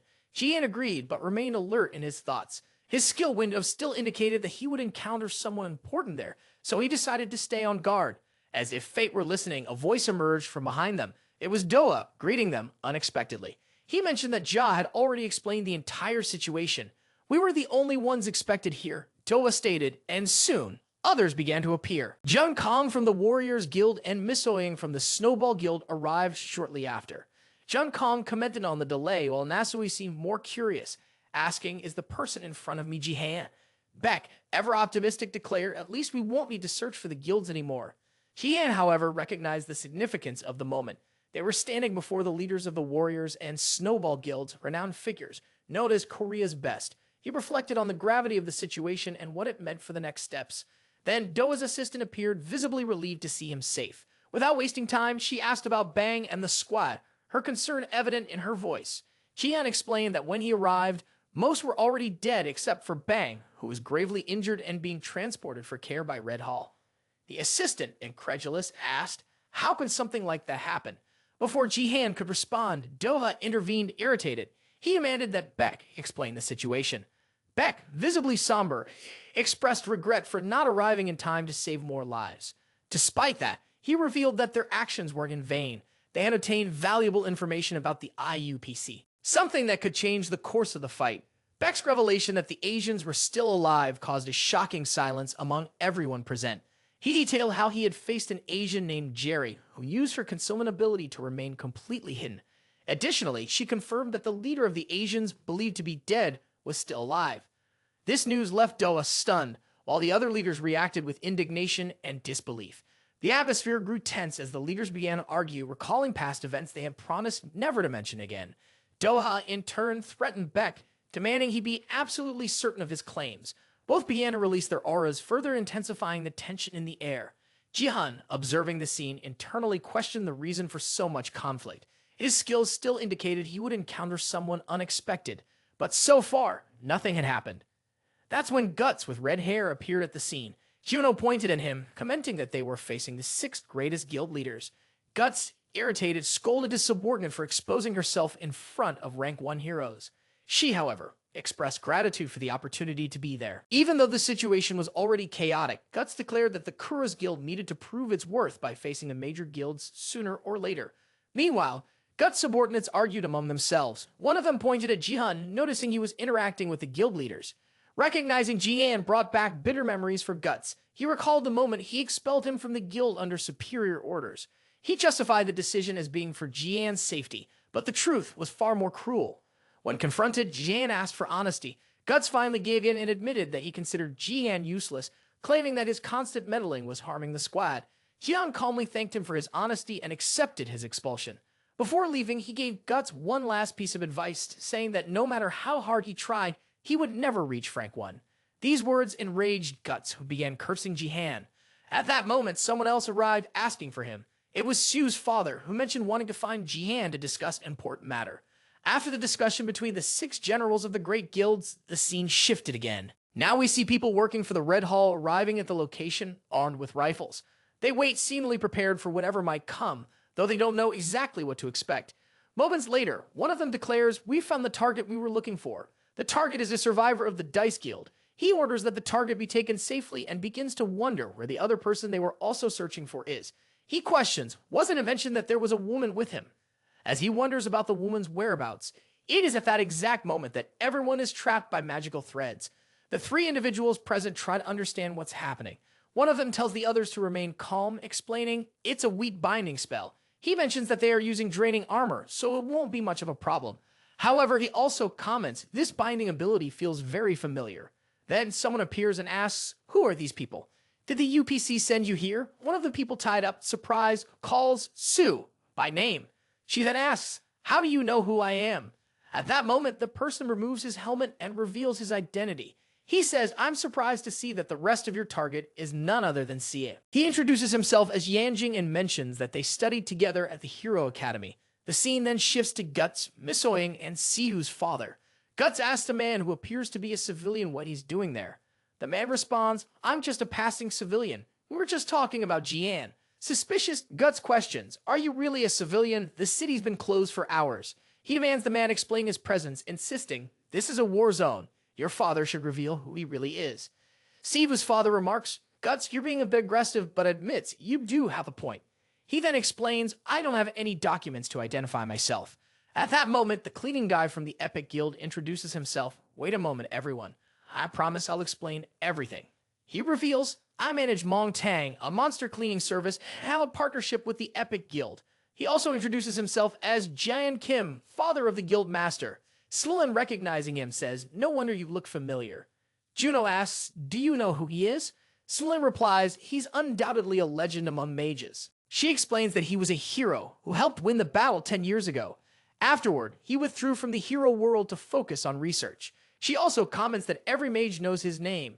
Sue's father, a bit embarrassed, says, some details are exaggerated, but most of the story is true. At that moment, Semlin bows in respect and asks Jian Kim for an autograph, saying, it's a great honor.